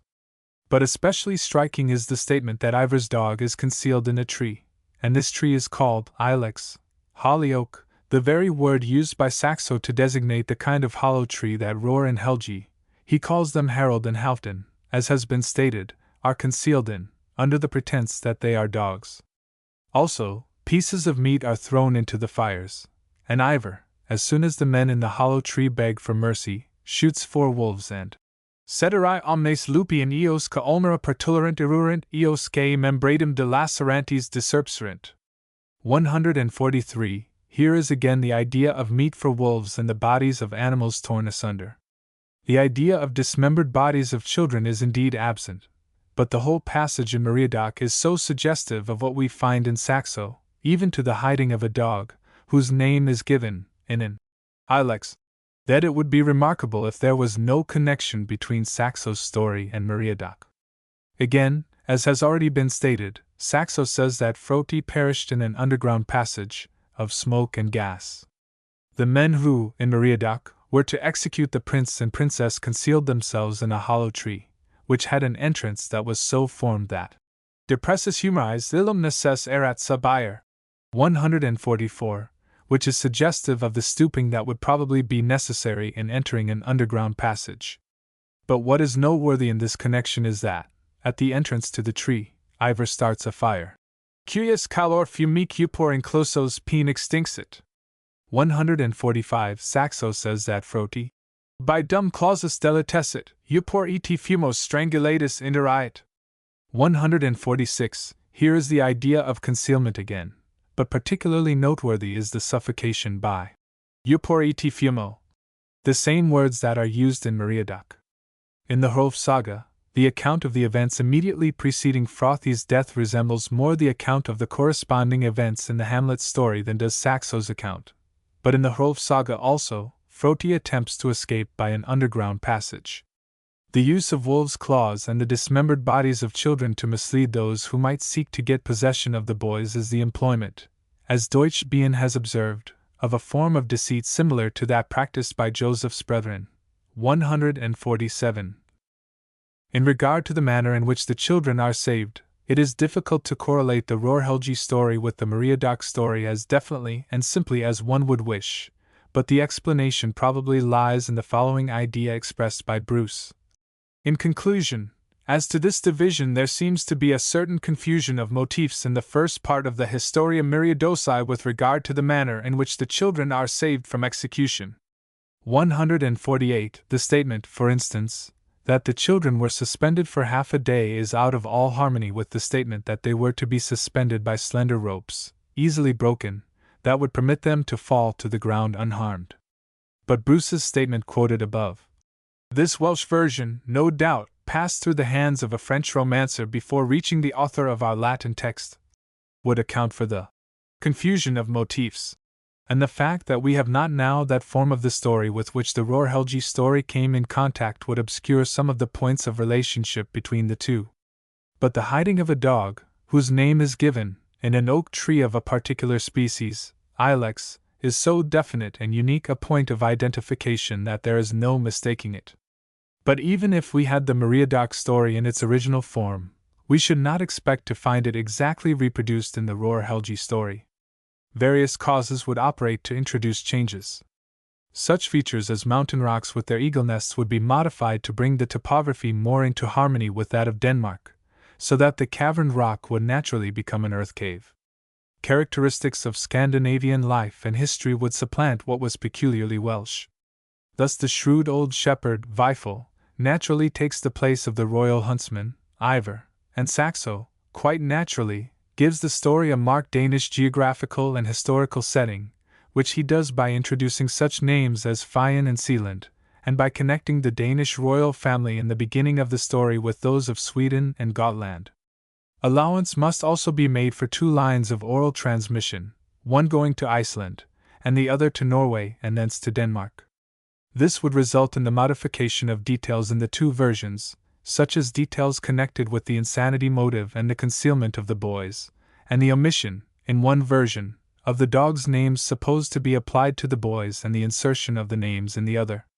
But this would not explain why Hrólfr, Helgi, and their father are given other names in Saxo's version, and why such a radical change has been made in the family relationship of Sigurd and Signy. This, however, as will be explained later, 149, is due to arbitrary action on the part of Saxo, in order to conceal the fact that he twice includes the same group of men in his line of Danish kings. If the foregoing is substantially correct, much in the Hrólfs story is accounted for, besides some striking differences between the 2 versions. But it is possible to account for more. We have seen how the Sigurd story exerted marked influence on the story about both our Bjarki. Hence, we might expect it to have exerted some influence on the Hrólfs story, which is also a part of the Hrólfs Saga. And this it has done. Sigurd was historically closely associated with the events of the Macbeth story, but the Macbeth story is of a type that, in one noteworthy particular at least, resembles the Hrólfs story more than do any of the stories thus far considered, and that is in the fact that Duncan has 2 sons, who flee when their father is murdered. In the Macbeth story, as in the Hamlet story, it may be said that we have not, under a strict interpretation of the term, an instance of the exile return type of story, but Hamlet goes to England and immediately upon his return avenges his father's murder, and still nearer the type, Malcolm and Donalbain flee and Malcolm returns and avenges his father's murder. But the matter of type is, in this connection, unessential. There is no doubt that the Hamlet story exerted an influence on the Hrólfs story, nor can there be any doubt that the Macbeth story did the same. First, attention is called to the fact that in the Hrólfs Saga Sigurd himself is retained in the story under the name of Sæval. 150. In Saxo's version of the story about Hrólfr and Helgi, he is called Sigurd, but there his proper relationship to the other characters is obscured. Sigurd was related to Duncan by marriage, some versions, Holinshed's for instance, having it that Duncan was married to Sigurd's daughter Winkwithafrown 151. Similarly, Sæval was married to Halfdan's daughter. Sigurd aided Duncan's sons, Donalbain, however, not being present to take part in the expedition against Macbeth. Similarly, Sæval aided Halfdan's sons, not by an armed expedition against Froti, the usurper, but proceeding against him in such manner as the plot of the story permits. It is said of Donalbain that he fled to Ireland, where he was tenderly cherished by the king of that land. Winkwithafrown 152. Similarly, Hrólfr went to Northumberland, where he received a hearty welcome and later married King Northry's daughter, Ogian. 153. Sigurd was first an earl in Denmark. Similarly, Sæval was an earl in Denmark. Sæval did not, however, become Earl of Northumberland, as Sigurd did, but Hrólfr took his place, so to speak, in this respect, and, as Sigurd had done, married the Earl's king's daughter, 154, and became king of Northumberland. In the Hrólfs story, the usurper is represented as consulting a witch in regard to the whereabouts of the young princes. This feature must also be due to the influence of the Macbeth story, for though the purpose for which Froti and Macbeth consult the witch, or witches, is not exactly the same, it is the possible future disposition of the throne that in both instances causes anxiety, and while at first, in both instances, a prediction, or information, is given that is favorable, A prediction in both instances is given in conclusion that is unfavorable. The witches are so conspicuous a feature of the Macbeth story that they would, of course, attract the attention of the sagaman, and we naturally expect this feature of the story to leave its impress on the Rohr-Helgi story. It is a special feature, not found in any of the other stories considered in this connection, and there can be no doubt as to whence the Rohr-Helgi story acquired it. The witch in the saga is called a Psychona. Concerning the kind of witchcraft practiced by a Psychona, P.A. Munch has the following. Som den verksomst, men og som den skjendigst, afl trolde mansa hvorfor fedre den sakeld side. Hvordes den Udavids, ikke ret klart fremstillet, den var forbunden med sang, men det slags trolde mansis ogsa en mand uverdigt, og Udavids de forsedven ligvius af kvinder, lige som det ogsa steds science at have gayet ud pa noget ont. 155. Thus the Psychona is exactly the same kind of creature as the witches in the Macbeth story. Consider, for instance, the disgusting practice in which Shakespeare represents them as engaging, as they go round the cauldron, chanting the refrain, double, double toil and trouble, etc. W.J. Rolfe refers to the witches in Macbeth as follows. Macbeth and his fellow Captain Banquo have performed prodigies of valor in the battle, and are on their way home from the field when they are met by the three witches, as Shakespeare calls them, and as they are called in the old chronicle from which he took the main incidents of his plot. They appear simply to be the witches of superstition, hags who have gained a measure of superhuman knowledge and power by a league with Satan, to whom they have sold their souls and pledged their service. 156. The statements at an earlier stage of the story in the Hrólfs Saga, while the boys are still on the island, that soothsayers and wise men are called in from all over the land to tell where the boys are, and that wizards, who are also summoned, warn Froti to beware of the old man Weifel on the island, remind us of the statement by Holinshed that Macbeth had learned of certain wizards in whose words he put great confidence, how that he ought to take heed of Macduff. 157. Still another feature may have been acquired from the Macbeth story. It is said that Rohr and Helgi were transferred to a neighboring island. Holinshed says that Donalbain fled to Ireland. The Macbeth story has been treated by a number of chroniclers, who, though they agree in the main, occasionally disagree in regard to details. Thus Johannes Verdun says, Hia Machabio rege expulsi, Donaldus insulas, Malcolmus Cumbrium adabant. 168. This is evidently one version and would supply the hint for transferring the young princes to a neighboring island, which would be a convenient disposition to make of them till the time of their return to regain their heritage. It would also harmonize topographically with the coast of Denmark, where there were many islands covered with trees, the idea of woods as a hiding place for the boys having been abundantly supplied by the Meriadoc story. It may be said that this introduces a conflict with the statement that Donalbain fled to Ireland. It is not possible to know, in a case like this, which variant has influenced the saga, or whether, indeed, both have not been utilized. But there was ample warrant for transferring Rohr to Northumberland without such a suggestion as lay in Donalbain's flight to Ireland. In any event, imitation of Donalbain's flight has not been a necessary consideration in making Rohr king of Northumberland. A suggestion of the same nature lay in Hamlet's going to England, where he married the king's daughter, but chiefly, the Scandinavians were numerous in the north of England and regarded themselves as the rightful possessors of that part of the country. The mastery of Northumberland was long an object of contest between Anglo-Saxons and Scandinavians, and this was the chief point at issue in the famous battle at Brunanburh, 937. Since Helgi, whom the Hrólfs Saga represents as the more forward of the two boys, was made king of Denmark, no more honorable disposition could be made of Rohr than to place him on the throne of Northumberland, and events show that he himself was perfectly satisfied. He thus also became ruler of the land once governed by Siward, who must have made a powerful impression on his countrymen in England, and with one of the two princes reigning in Denmark and the other in England, the glory of the Danes when Canute was king of both countries would be revived in story, as it was in Havelok the Dane, where Havelok, likewise, reigned both in England and Denmark. No attempt has been made to point out all the respects in which the Rohr-Helgi story resembles the Macbeth story. The Macbeth story has most of the characteristics of the exile return type, and striking resemblances that fall in with features of the stories already mentioned might have been added, but will suggest themselves to the reader. Only such things as point to special influence exerted by the Macbeth story on the Rohr-Helgi story have been mentioned. It may be urged that some of the material, such as the Psychona, said in the foregoing to be derived from foreign sources, is recognized saga material. The point, however, is that it is not the material itself, but the suggestion for the use of it, that in such an instance is said to be derived from a foreign source. Underscore the Rohr-Helgi story in the Skjoldungasaga and the Bjarkarímur. Thus far nothing has been said about the short and chronicle-like form in the Icelandic Skjoldungasaga, where the fratricide is called Ingjalds, not Froti. 159. The story is, in substance, as follows.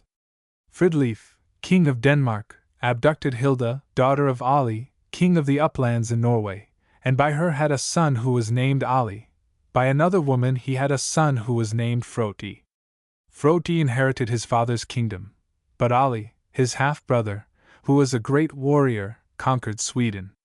Frothi's men feared Ali and persuaded Froti to try to have him put to death. Froti yielded to their entreaties, and Starkad, the famous warrior, was dispatched to perform the deed. When an opportunity presented itself, he stabbed Ali to death. "My brother has caused this," said Ali, and died laughing. Later, Froti defeated Jorund, king of Sweden, and made him a tributary prince. He also defeated Swelling, a Swedish duke, and treated him in the same manner. Froti abducted Jorund's daughter, by whom he had a son who was called Halfdan. But taking another woman to wife, a legitimate heir was born to him, and this son was called Ingjalds. Starkad, however, was so filled with remorse for having killed Ali that he did not wish to remain with Froti. He went, therefore, soon after to Russia and later to Sweden, but disgusted with the idolatry of the Swedes, returned to Froti. Ingjalds, son of Froti, had in the meantime married the daughter of Swerding, thus, as it seemed to all, effecting a reconciliation with him. Jorund and Swerding, however, formed a conspiracy against Froti, and he was slain one night while sacrificing to the gods. In the meantime, Starkad was absent in Sweden, where, under the guise of friendship, he was detained by gifts, in order that the plot against Froti might be the more easily executed. Swerding placated Ingjalds, Frothi's son and Swerding's son-in-law, but Halfdan, Ingjalds' half-brother, conquered Skane and avenged his father's murder by putting to death Swerding's 12 sons, who had slain Froti.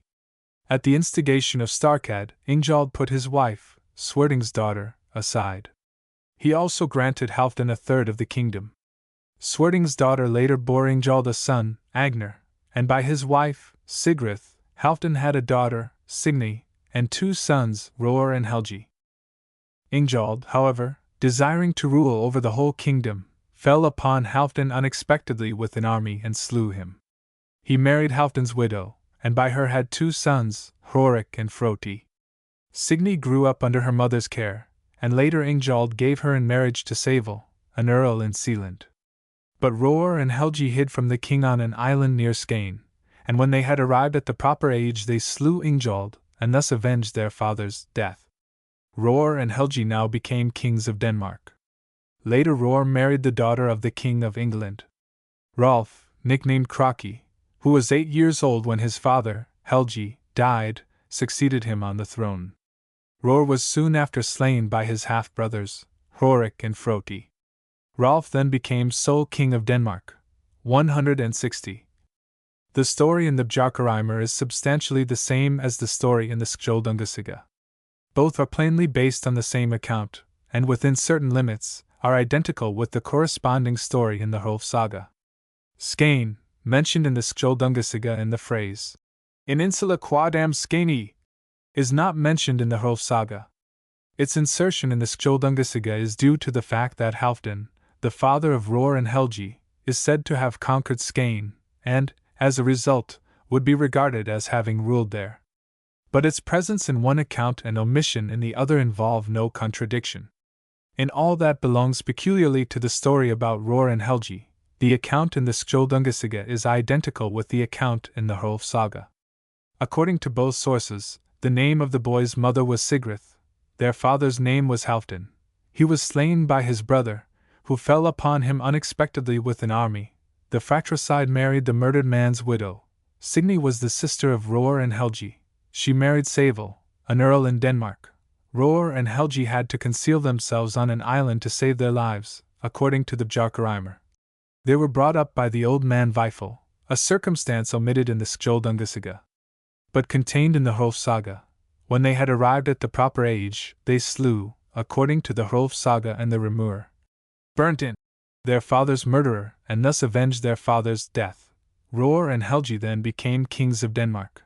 Hrólfr married the daughter of the king of England. Helgi's son was Hrólf, who later became sole king of Denmark. The essential difference between the story as it is in the Skjoldungasaga and as it is in the Hrólfs Saga is that, in the Skjoldungasaga, Ingjaldur is said to be the brother of Halfdan, while in the Hrólfs Saga, Froti is Halfdan's brother. The Hrólfs Saga has, however, preserved the earlier account. The Skjoldungasaga dates from about the year 1200, 161, about the year 950. Froti is said to be the slayer of Halfdan Winkwitha around 162, and in Historia Regis Walde, Froti is made the typical villain in a Hrólfr Helgi type of story, 163, the exile return type, so that, in the version of the story that was current in England, Froti must have been the slayer of his brother. The conflicting statement that it was Ingjaldur who slew Halfdan requires, therefore, an explanation. In Saxo's Gesta Danorum, the story about Hrólfr and Helgi is told twice. It is first told in the second book, where we find the version with which is connected the story about Rolf Kraki, Ursa, Athels, and Ingjaldur and his son Agnar, whom Bjarki slew. It is told a second time in the seventh book, where Hrólfr and Helgi are called Harald and Halfdan, and where the story about them is another version of the same story that we have in the Hrólfs Saga. Not only do Hrólfr and Helgi appear, disguised under different names, but Froti and Ingjaldur again appear. A comparison of the line of Danish kings as Saxo has it, with the line of the same kings in the Skjoldungasaga, 164, shows that the Skjoldungasaga has the story about Hrólfr and Helgi just where Saxo's second story about them, i.e., in his seventh book, puts in its appearance. These lines of kings are as follows. Saxo, Skjoldungasaga. Humblus I Dani humblus tu Lotharis Sildus Graham Swibdigeris Guthormus Hedingus Frodo I Haldanus, Ro Skatus Ro, Helgo Ralio Crage Hyartwaris Hotharis Balderus Roricus Viglidus Wermundus Uffo Dan 2 Huglatus Frodo 2 Dan 3 Fridlius I Fridlifus I, 165, Frodo 3, 166, Frodo I, 166. Hurliafus Havardus Leifus Hurliafus, 167, Hunliafus, 167, Aliafus, 167, Odliafus, 167, Gerliafus, 167, Gunliafus, 167, Frodo 2 Vermundus Dan I Dan 2, 168, Hyarnus, 169. Frodo 3 Fridlius 2, 170. Fridliefus 2 Frodo 4 Ingelus Ingjaldus, Halfdanus Alawas, 171, Frodo v. Heraldus, 172, Agnaris, Roericus, Roas or Ro, Helgo Heraldus, 173, Haldanus, 174, Frodo v. 175, Ralph Crag. A comparison of the two lines of kings shows that, beginning with the first Fridlius in Saxo's account and the first Fridliefus in the Skjoldungasaga's account, there are important correspondences. Fridlius I, Saxo, equals Fridliefus I, SKJS. Frodo 3, son of Fridlius I, Saxo, equals Frodo I, son of Fridliefus I, SKJS. Fridlius 2, son of Frodo 3, Saxo, equals Fridliefus 2, son of Frodo 3, SKJS. Frodo 4, Saxo, equals Frodo 4, SKJS. And in both sources Frodo 4 is the Danish king in whose career Swerding plays such a prominent part. By omitting all of Saxo's kings between Sildus and Fridliefus I, among whom are also the Hrólfr Helgi group, the Skjoldungasiga has avoided the difficulty of having to deal with Hrólfr, Helgi, and Hrólfs Kraki where they first occur in Saxo's history. The paralleling of the two lines of kings also furnishes the key to the explanation of how the different names and a different setting for the Hrólfr Helgi story, from those found in other versions, got into Saxo's version. Since the Hrólfr Helgi story appears in the same place in his line of kings as in that of the Skjoldungasiga, he must also have known the names that really belonged to the story. But he had told the story about Halfdan, Hrólfr, Helgi, and Hrólfs Kraki, in its second stage of development, see page 66, once before, and therefore could not consistently tell a different story about the same men. The story was, however, in existence and was too good to be discarded, so he retained it, but disguised it by making arbitrary changes. This explains the loss, which otherwise would be very strange, of such well-known names as Hrólfr, Helgi, and Hrólfs Kraki. The only incentive anyone could have to change the names would be just that which Saxo had, namely that he had used them before in another connection. He retained the name Froti, which appears so often in the Danish line of kings that its reappearance would cause no difficulty, and his retention of Froti as the slayer of his brother is additional evidence that to him, not to Ingjold, was this unenviable role first assigned. Ingjold, whom he has in his story about Hrólfs Kraki, he also retained, but in a different relationship from that in his second book. It will be observed that Saxo merely shifted the name Halfdan from father to son, and that Harold, almost a conventional name, he employed twice. Finally, he introduced a strange person, Olaf, about whom, he says, nothing, practically, was known. But since Saxo has the Hrólfr Helgi story substantially as it is in the Hrólfs Saga, except for the changed names, the author of the Skjoldungasiga, or its source, whose version of the story occurs in the same place in the line of Danish kings as Saxo's, must also have known the story in the same version. This we shall find was actually the case, and that the story as it appears in the Skjoldungasiga is an attempt at reconciling conflicting elements in ancient tradition. As already stated, according to the Gradasanger, from about 950, Froti is the brother of Halfdan and slays him. But according to an equally old tradition, the story on which the Ingjold lay in Saxo's sixth book is based, Froti is Ingjold's father and is himself slain. The events that gave rise to this lay are also narrated in Saxo's sixth book and are as follows.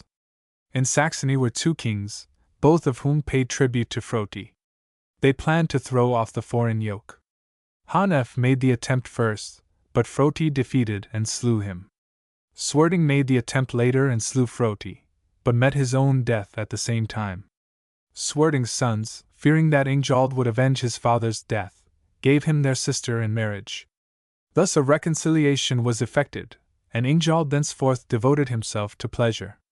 Starkad, the famous warrior, who was in Sweden, had been one of Frothi's men and had later been Ingjold's foster father.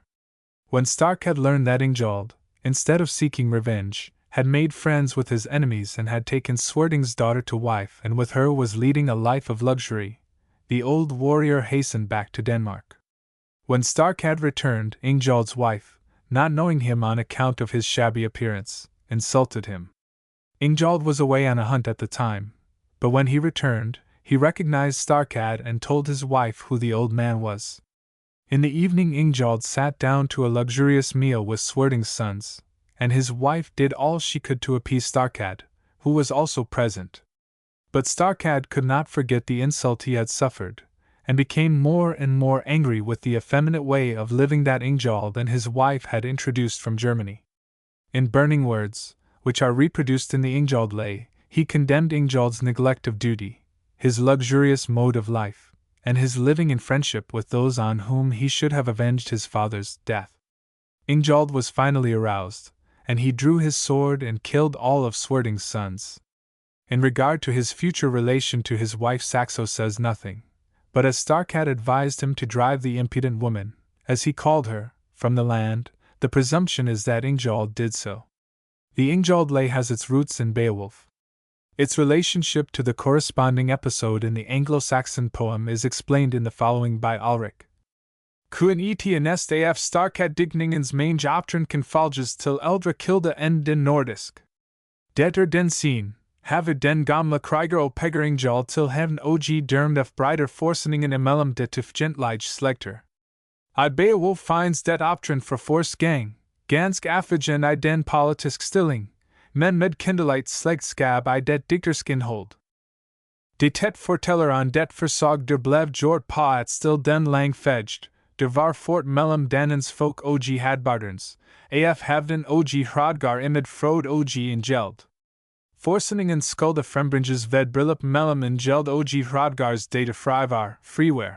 Han blev lavet, og goldsmikt, til frods hold sun, det bartix skjoldungers ven sa, rigits voider, i.e., hrodgar, har fundet det raidlight, at ved den viv skulde tvissen og dods fegen stills. Oft, ej stjelden, Weiler dog dod spittet kun fogted efter mandefald, have gave sa bruden. De ma det mystic hadbardens drot og have thane af det folk, nar bangar med jomfruen I hollen, at en herdsvend af de nern skenkt for skaren. Ti pa ham strailer fadriens ege, hart og ringlagt, hadbardens klenedier, selengde eg de vaben, intil de misted I skjoldeligen de kier faler og deers eget live.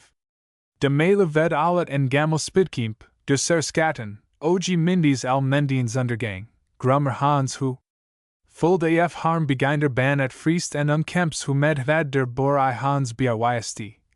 Kender du, min ven, den klinge som den fader bar til sverd stavnet sits gang, det kostelage jern, den gang den ern slag ham, de behold valplatsen, de rask skjoldunger, siden kom der aldrig apregning efter kemperens fald.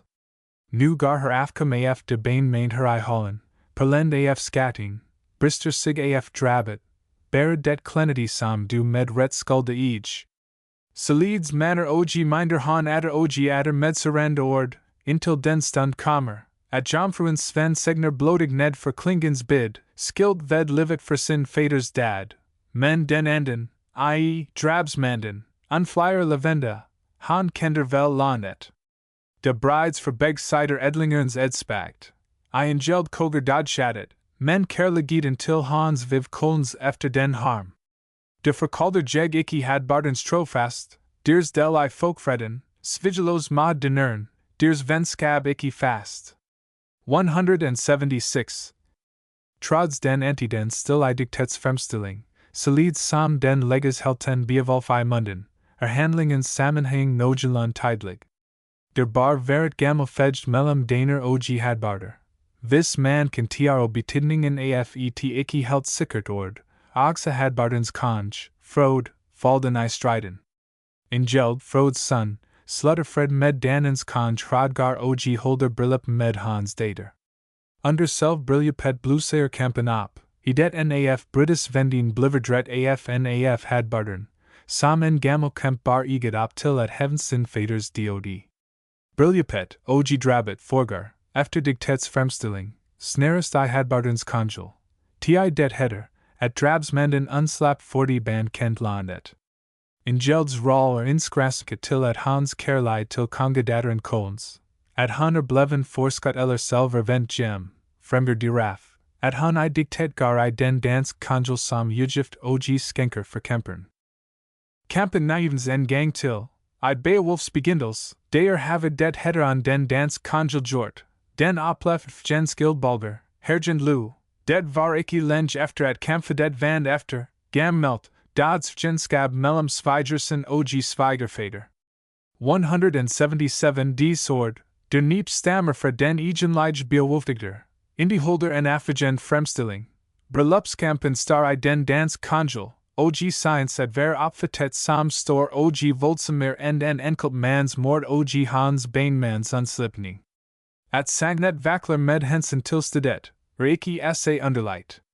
Historisk forhold visser, at brillup snart holdt I Svigersenens, snart I Svigerfaderens gem. Ogsa wds videt taler on en camp I jort, at hierot, have ingeld og hans hadbarder skal have lit et nederlag mod hrodgar og hans brodersen Hrólfs. Det rimligst, at ogsa dette hentedning til det blottage brillup, opfatet pa lignen made og henlag til sam skuplad som I den nisnemt en tidning. Handlingen forgar I ingelds conjul, og en hold it at en gammel kemp bevager and until I self hollen at driebe sonnen af sin faders bane mand, herved bluse det gamlef genskab mellem folken op, og en gelb forskeider sin utenlandsk hustru. Furs kellener den, at I Beowulf for faderhevneren en for en gelb forskellig person. Det sikkert det eldre, og en joldskvedets det inger. Det gelder sammen lov for episkudvikling, at man arbeiter sig hen imid det enklere, vis til personer udfører beslægtid handlinger, vil den en af dem forsfind, og I kraft af digningens midpunktsigen, vil bifiguren gaud af spillet, hans roll vil enten blive til en tet eller overtids af hov personen.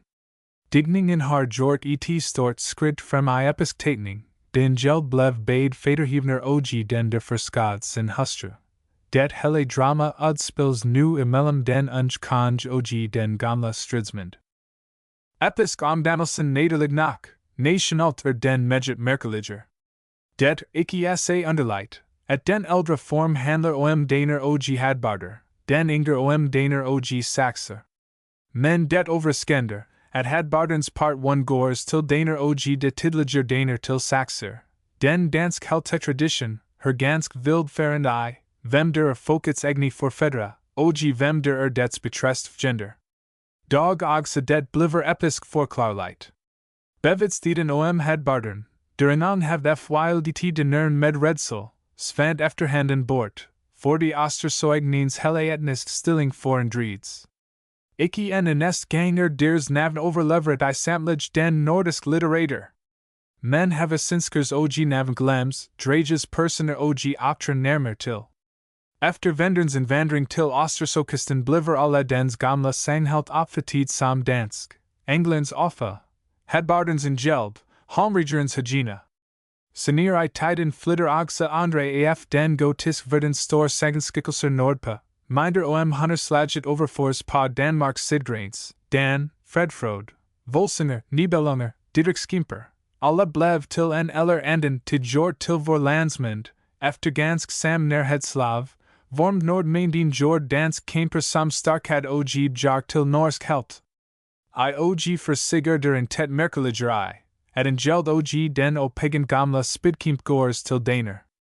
Som Jarkemo blev et gangspunkt for gansk historisk forstillinger on skjoldungeten, skur det også her, I en stor mailstok.